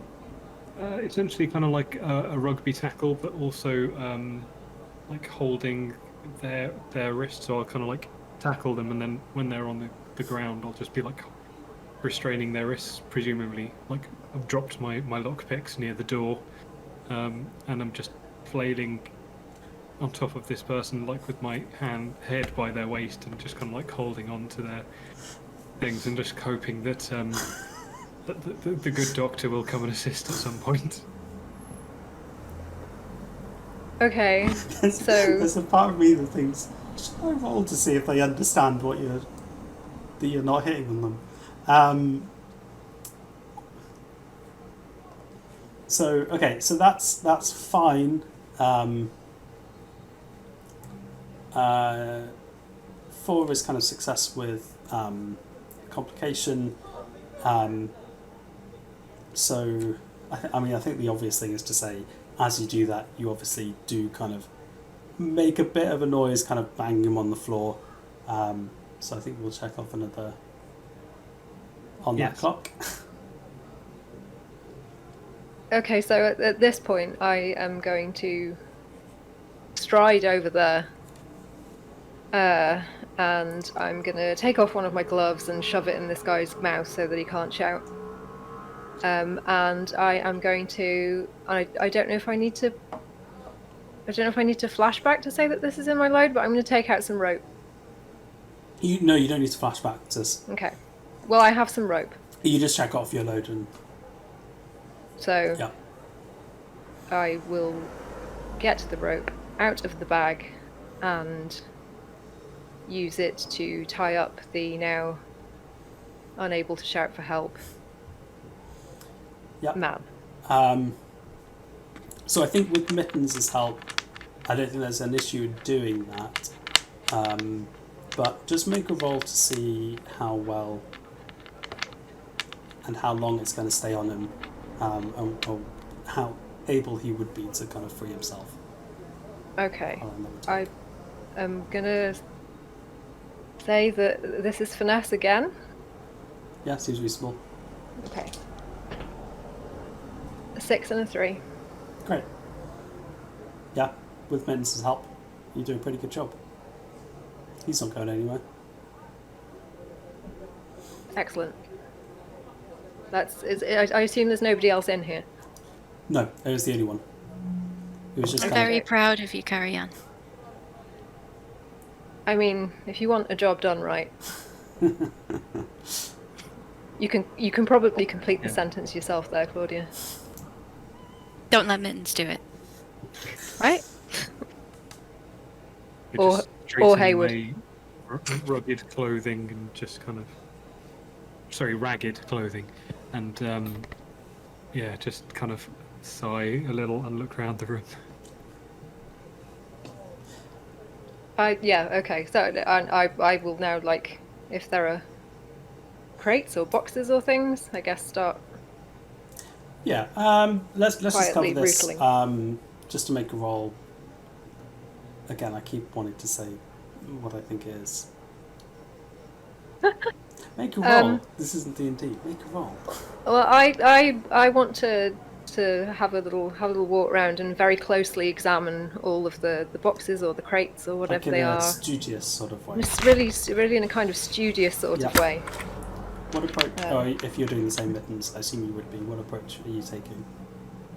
I'm gonna kind of just stand at a distance and survey what is in the room. Survey the room. Yeah, that makes sense. Yeah, where do you make those rolls? 2 5s. I got a 4. Perfect. Again, there's, I think. So you kind of see there are a couple of crates which are not easily opened. So you could try and force them if you wanted to. You can kind of see a couple of little trinkets, essentially. They look like they've got a bit of gold in them, kind of on the side. They're kind of coming on their own. You'd probably sell them for about 2 coin if you took them. And they're just kind of there, freely available. Up to you if you want to try and break into the crates without anyone hearing, etc. Or if you just want to pocket them. Sniff the crates. Yeah, you don't smell anything. Okay, so You smell there's what- no smell permeating the nearby vicinity. Nothing, no hints at whatever. What are you? I'm imagining things that smell rancid meat, strong chemicals, probably ancient artifacts. I don't know. It seemed like Okay. a logical thing to do to something you can't see through. I guess. Yeah, you can't smell anything. Okay. I look at the other two and kind of. Do we try? So another person. How much Hello, of those it's did just you me. take? Are you feeling quite all right? Well, you were talking to Claudia a second ago, so I assumed she was still here. Sorry, she must have left. She's out there. That was a flash forward of us having this conversation. It's a flash forward. Sorry, I got stuck in a time paradox. Do we want to open these crates or not, Doctor? I suspect that it might be quite noisy if we do that. How would that differ from anything else we've done? Anything else you've done?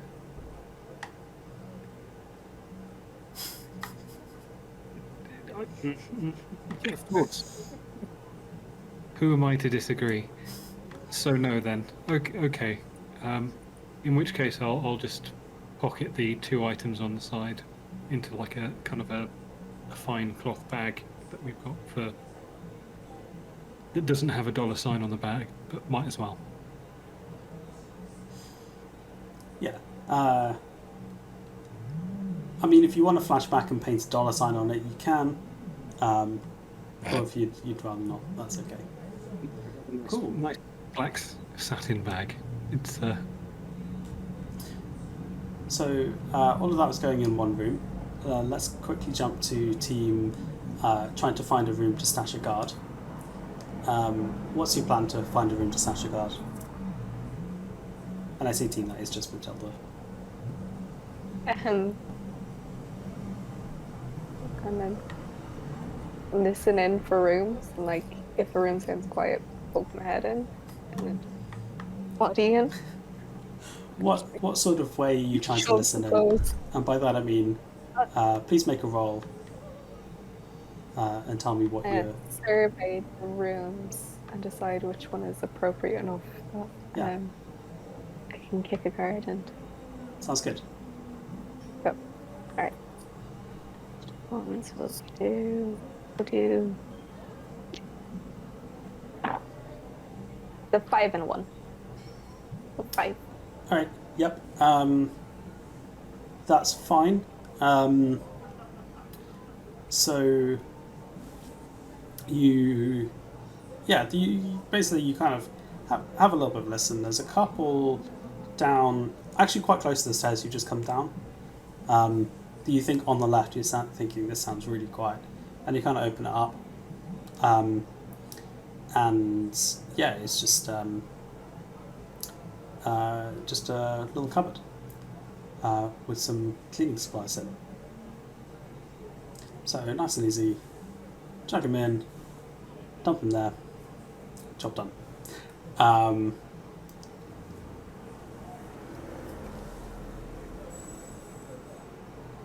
Yeah, no, that seems fine.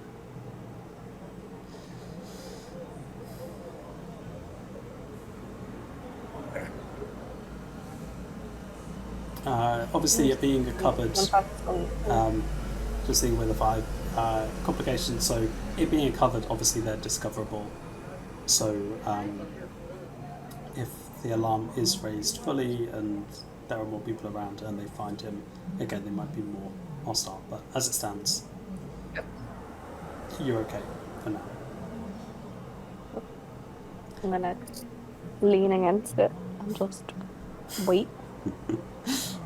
Cool, straightforward enough. Okay, team going into the office and trying to break open a safe and other things that I've forgotten what your team name was, but there was something down that line. I have a plan in mind, but I ask Claudia if she has a plan in mind. I was going to see what happened with your plan. That I also have a plan to possibly bail you out. So my plan, and I run this to Claudia before we go, is I'm just going to knock on the door as a prospective buyer. But if we are going in together, we can go in as prospective buyers, with both having potential ways to influence the prospective sellers inside. Okay, I would prefer to sort of lurk in the background than be like as...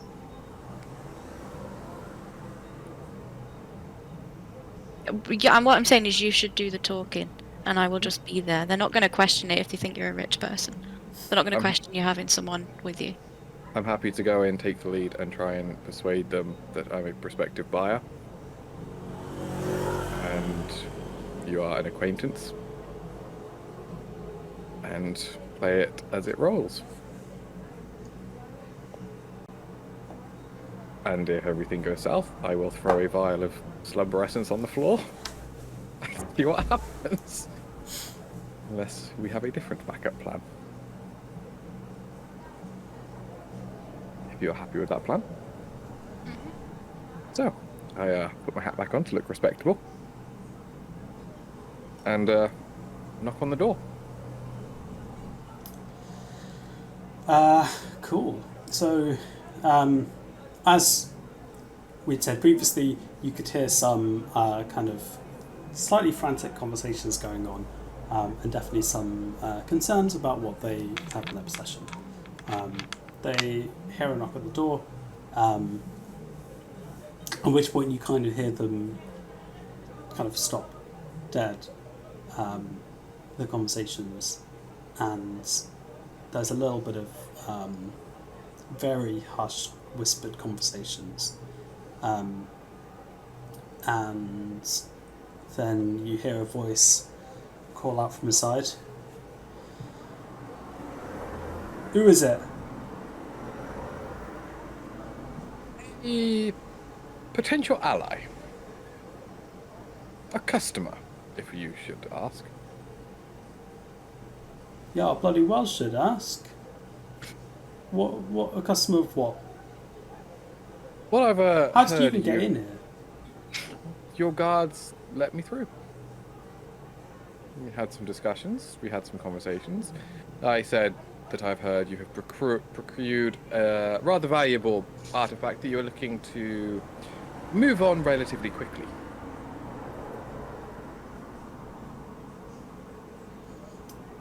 You hear a click kind of from the door, and it opens. There's kind of a guy who is dressed a bit finer than the rest, kind of sat behind the desk. The person who kind of unlocked it is kind of dressed similar to the guards that you've seen and kind of armed in the same way. And they kind of open the door to let you in. Good evening, gentlemen. As you are stepping in, Claudia, how close behind are you following?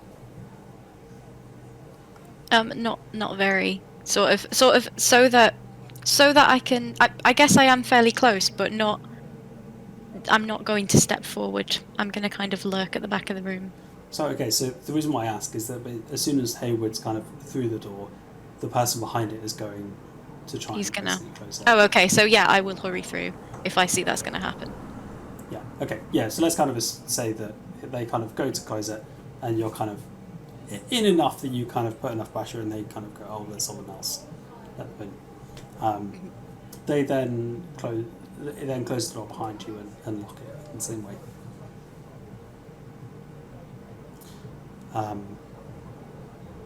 You see the person kind of the guard there is then kind of stood behind the two of you. This person is at the desk as well.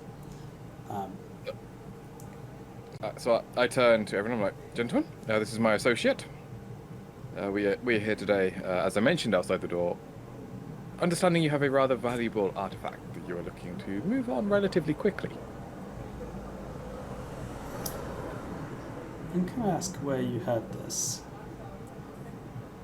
I have some contacts. I come from a wealthy family from Arcross, and rumor has spread, and I'm willing, and my family are willing, to enter into a partnership. And who's your contact in here?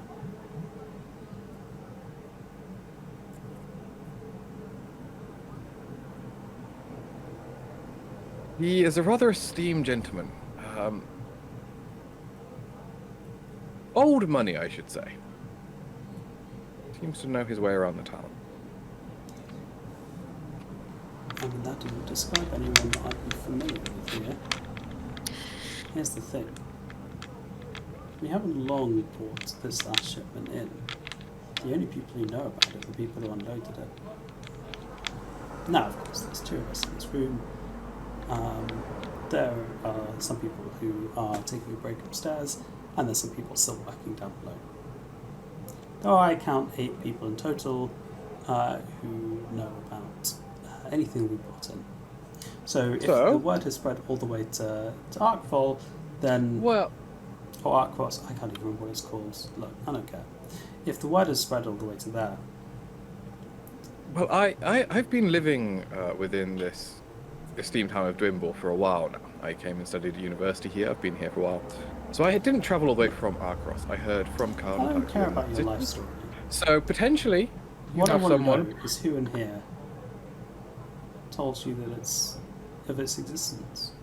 So all I was going to suggest potentially, sir, is that one of your esteemed colleagues or employees has leaked some information that you may not have been happy about. But through that, I'm here as a potential buyer for this esteemed artifact. Can I flashback? Yes. This is a stretch, and I don't know if I'm allowed to do it. I recognise this man because he's one of my former clients.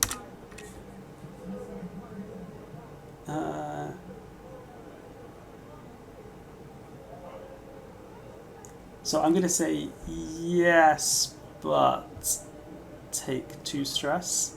Okay. He also hasn't really, because Hayward's kind of coming and done all the talking, you're kind of sitting in the shadows a bit. He hasn't clocked you yet. No, he hasn't yet. So that is a thing that you can bring out. In the meantime, can I be silently consorting the guard? Like, you know, like if you stood next to someone and you're trying to be like, hi. You know.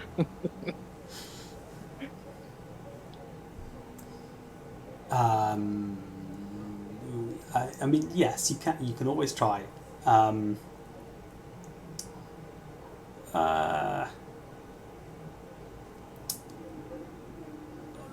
Yeah, let's say Yeah, I mean, yeah, you can always try.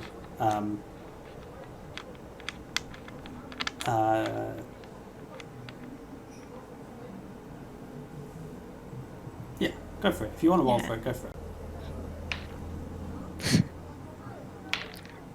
Oh, well, that's good. That was a 1 and a 6. So, Okay, well, the guard is definitely a bit distracted at the guy behind the desk is too busy in conversation to notice what you're doing. that makes it sound worse than it was. It was just in a kind way, you know. Like a hi. Okay, I was assuming it was worse than it was. I mean, he's still a Oh, bit distracted, Jesus. engaging, Oh, yeah, good. saying hi, and kind of being a bit like, these, kind of thing.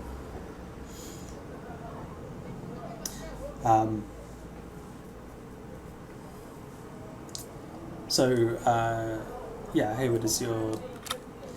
So, long story short, what I am hoping to do is persuade this gentleman that I have been living within Dwimbort for a while, and he now potentially has a leak within his establishment.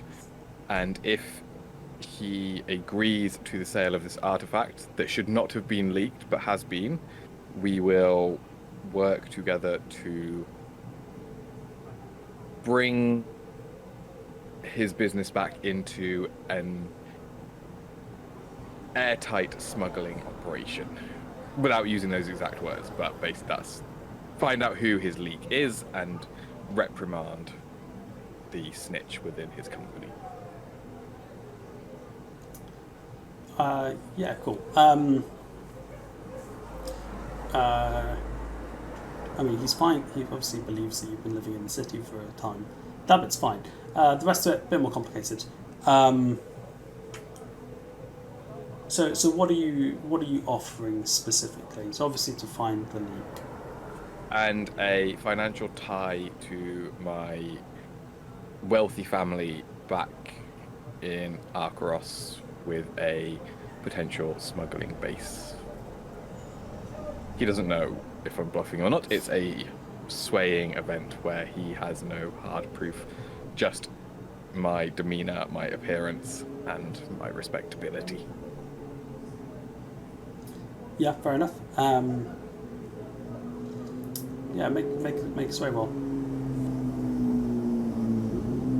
Or your choice of roll, but I'm assuming what you're saying is this way. So that is a 2 and a 6. Okay.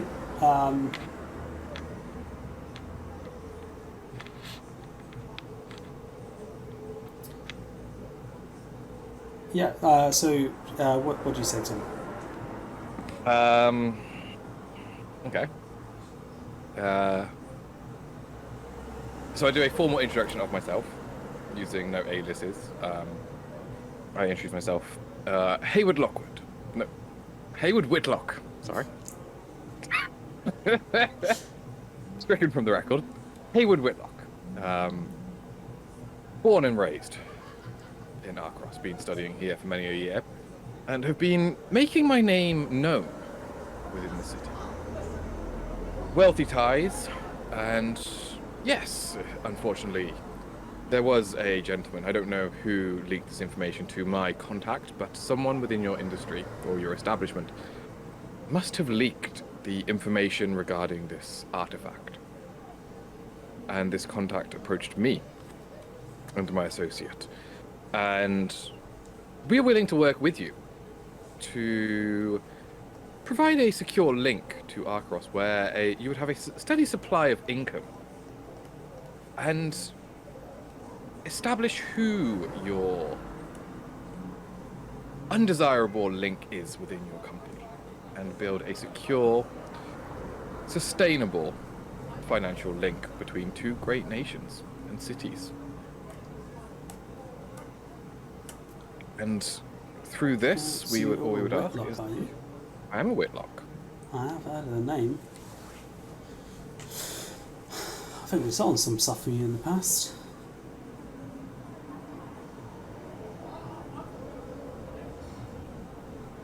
Well, I think we would be interested in a deal in, making links to Arcos. Can't deny that'd be good. Good for our business. But I'm sure as you understand, I can't just give you something on a promise.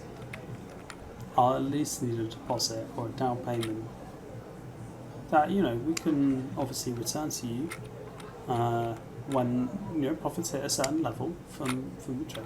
That's fine. We can just hold it as safekeeping. If you don't come back or deliver anything, then we've got cash to fall back on.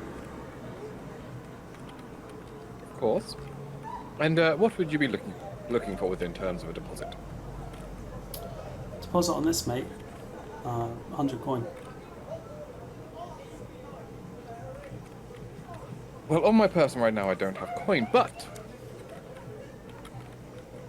I do have a rather unique item.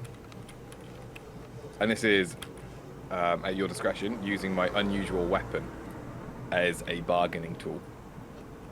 Yeah, describe your unusual weapon. So, for all intensive purposes...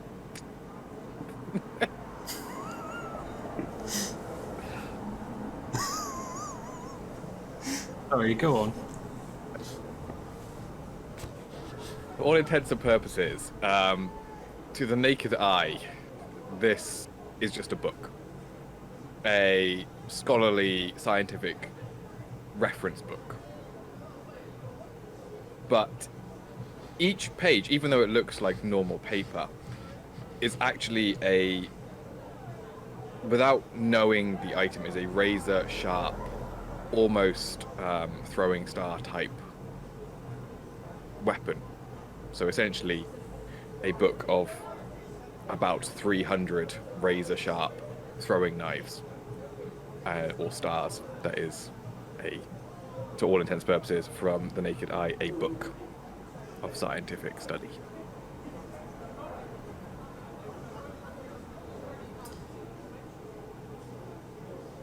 He is very intrigued by this. You kind of see him, giving it a good look over.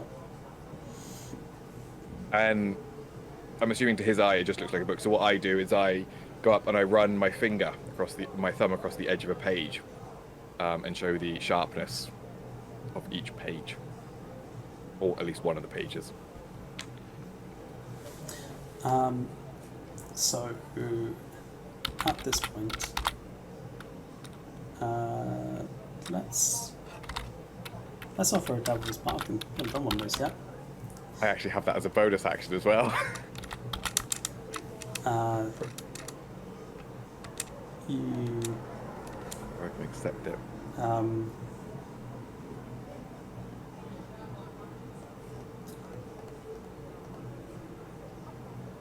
Oh wait, what was your thing on bonus? I can use a bonus die to accept a devil's bargain.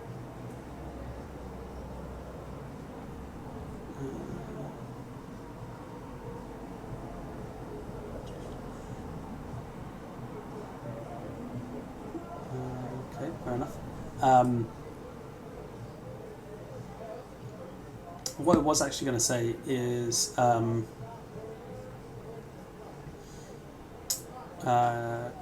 that the devil's bargain that I was going to offer is that he will accept it, but he is 100% going to sell it for probably a decent amount, and use the coin from it as deposit. So there's no chance of you getting it back. Or if you want to roll for it, he'll probably keep the special weapon that at some point, if you ever came back, you could potentially re-steal it if you wanted to.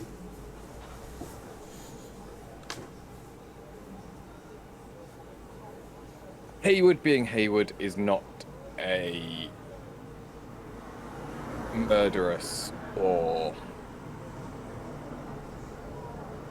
reactive person when it comes to violence, so he's not too fussed about losing a deadly weapon. Yeah, makes sense. So he's happy to just get rid of the book in exchange for the artifact.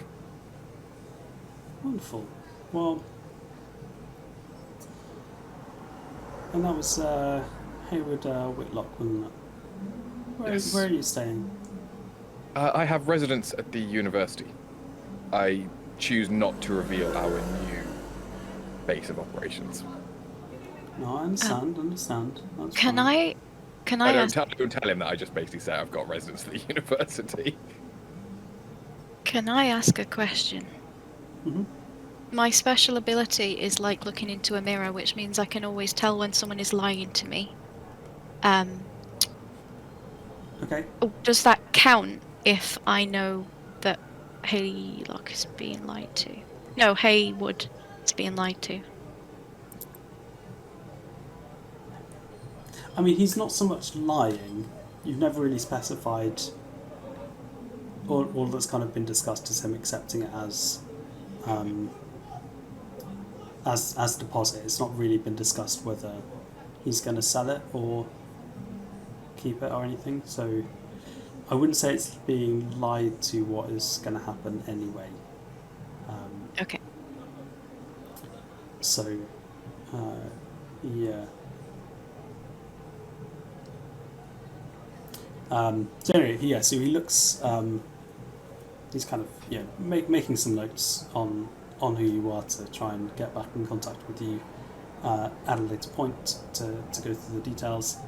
And to try and get then everything set up. And yeah, he's kind of happy with the exchange. So having taken all these details, you then see him gets up, goes to the safe behind him. Cheeky few twists and turns of the thing, pops open. You see him reach in, takes the book and kind of puts it in the safe. Puts it in, closes the safe door, turns around and then sets on his desk. This is going to be slightly tricky to describe, because I cannot remember the technical mathematical name for this. So I'm sorry, I can't remember 3D shapes. You know how a cylinder is circle stretched out and has a cross section of a circle if you cut down it. That, but like a pentagon. So kind of 5-sided cylinder, cross section of a pentagon, but stretched out. And down that kind of shaft of it are just various kind of notches and grooves cut into it, kind of sort of randomly across different points on the different edges. Is basically what he's just set down on the desk.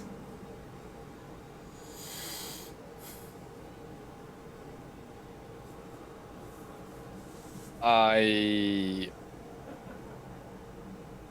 look at this gentleman. I'm assuming he still hasn't given me his name, even though I've introduced myself as Hayward Whitlock. So I walk up and I'm like, I ask him if it's okay, if our deal is okay. Yeah, absolutely. So I pick up the artifact and I say once again, it's been a pleasure doing business with you. Unfortunately, I didn't catch your name. Oh yeah, of course. My name's Davey. Davey! And, do you have a family name, Davey? Just so I can keep in contact with you? Secure Well, our ties? Yeah, sure. Well, I'm of an old metalworking family, an old smithing family, so they call me Davy Smith. Davy Smith. We've heard of the Smiths over in Arcros. Very famous family. I mean, there's quite a few of us. There's a lot of people with smithing There's only- backgrounds. But I believe there's only one Smith family that has risen through the ranks in the way that your family has. Such I prominence. think you might be confusing my family with someone else's. I'm just a humble, honest merchant.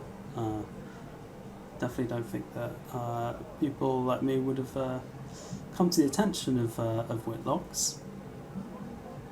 Of course, Davy. And we are just a humble merchant family from Argos, looking to make trade with the esteemed city of Dwimble.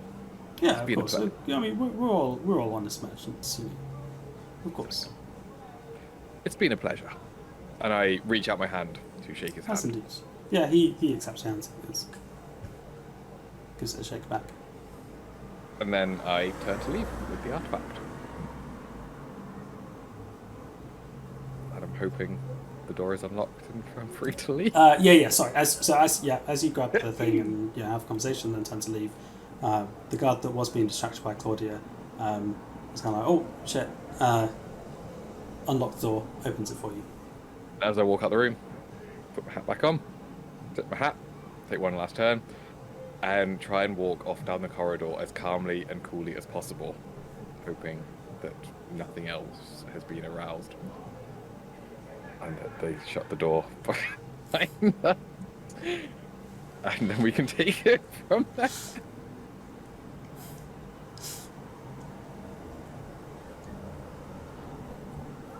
I want to cock it up right now. Claudia, is anything that you're doing, or are you just going to leave?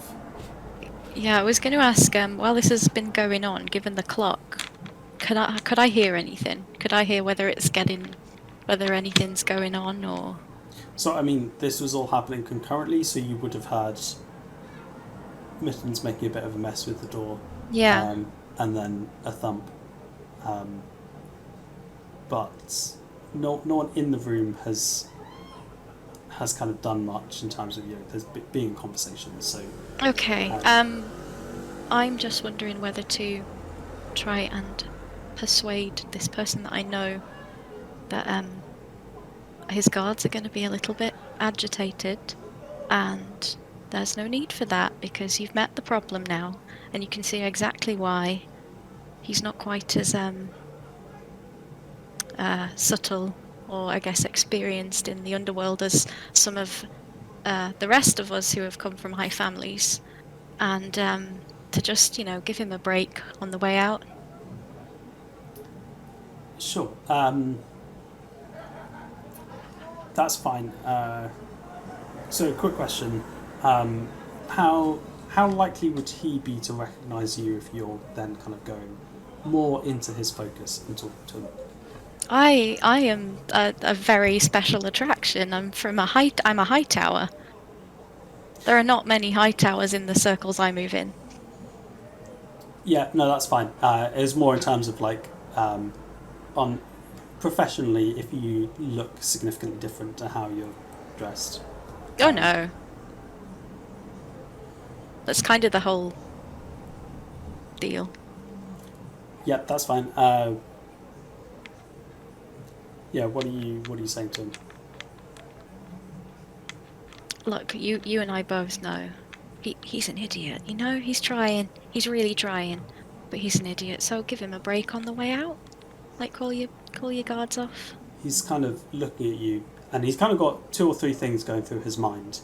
One of them is he's not, because of his conversations, he's not totally aware of other things happening and potential alarm, so he's not 100% sure what you're talking about. Secondly, he's kind of fine with it. It's like, oh yeah, that's probably actually a good idea because my guard should stop him on the way out. Thirdly, there's definitely a part of his brain that's like, I know this person from somewhere, and doesn't quite want to work out what the answer to that is. Like, he kind of knows, but he doesn't want to know he knows, if that makes sense. So he's kind of like, yeah, well, I'll make sure they don't trouble. Cool. I'll see you next week. He kind of, yeah, he very much clicks and looks very embarrassed. Yeah, I won't tell the madame if you bring your guard with you as well. But that's up to you. I obviously don't. Look, I'll talk to. I'll make sure the guards know. it's it's fine. It's fine. Bye, Davy. Bye. You, Can I stick my head in the room with Carrie Ann and Mittens and be like, we've got to go now? he ushers you out as quickly as he can, and kind of just uses a little internal comms mechanism to kind of send a message out to the guards. They kind of have a normal little button he presses, and it's like a little green flag type thing, just kind of say, oh, the person that's in my office is coming out. They don't know that someone's come in, so they're a little bit confused, but they're like, oh, okay, I should expect the person to be coming out, and I'll open the door for them. Can I send a signal to Carrie Ann, Mittens, and Mathilde to exit the way they came in? Because 5 people walking out when they were... Plan. And Mathilde and I head out, and we just use the excuse different guards were on shift when we arrived. And it's up to everyone else if they decide to follow. And I'll just stay in the building? Is that the plan? No, I said Carrie Ann. He said Mathilde and you. Claudia and me leave at the Carrie same. Ann. I think you've said basically everyone except Claudia, haven't you? Yeah, Claudia and me leave via the front, and Mathilde, Carrie Ann, and Mittens leave via the way we came in, so it looks a bit less suspicious. Okay, that's fine. So Feel free to ignore that, anyone. I should walk out the front. As soon as you stick your head in, I'm just already out the door, kind of going in the other direction. And I don't relay the fact that I have the artifact until we get back to wherever we're meant to get back to.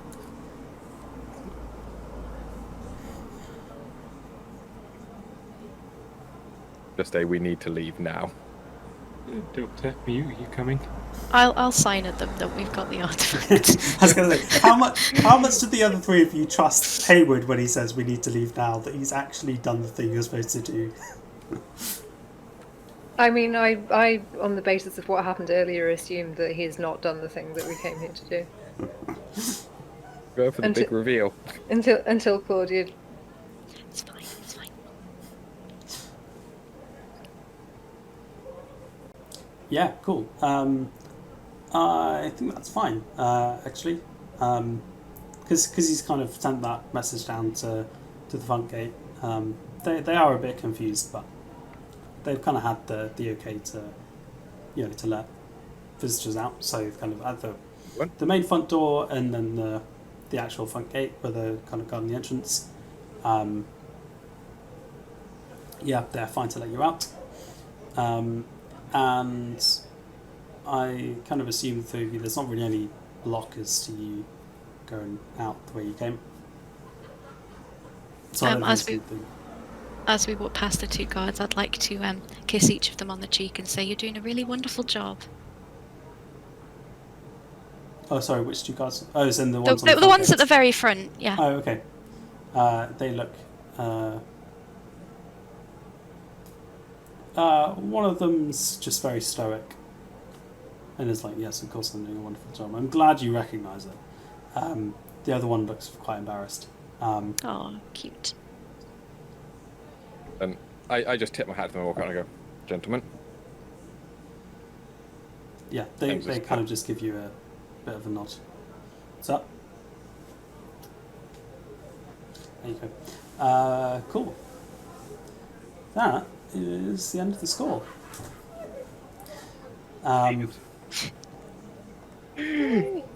Thanks everyone so much for joining. Appreciate you being here. Don't forget to like and subscribe. We'll be going live with the next episode on the 13th of September over on Twitch, and then uploading the recording here on YouTube. Until next time, I hope you have a great day.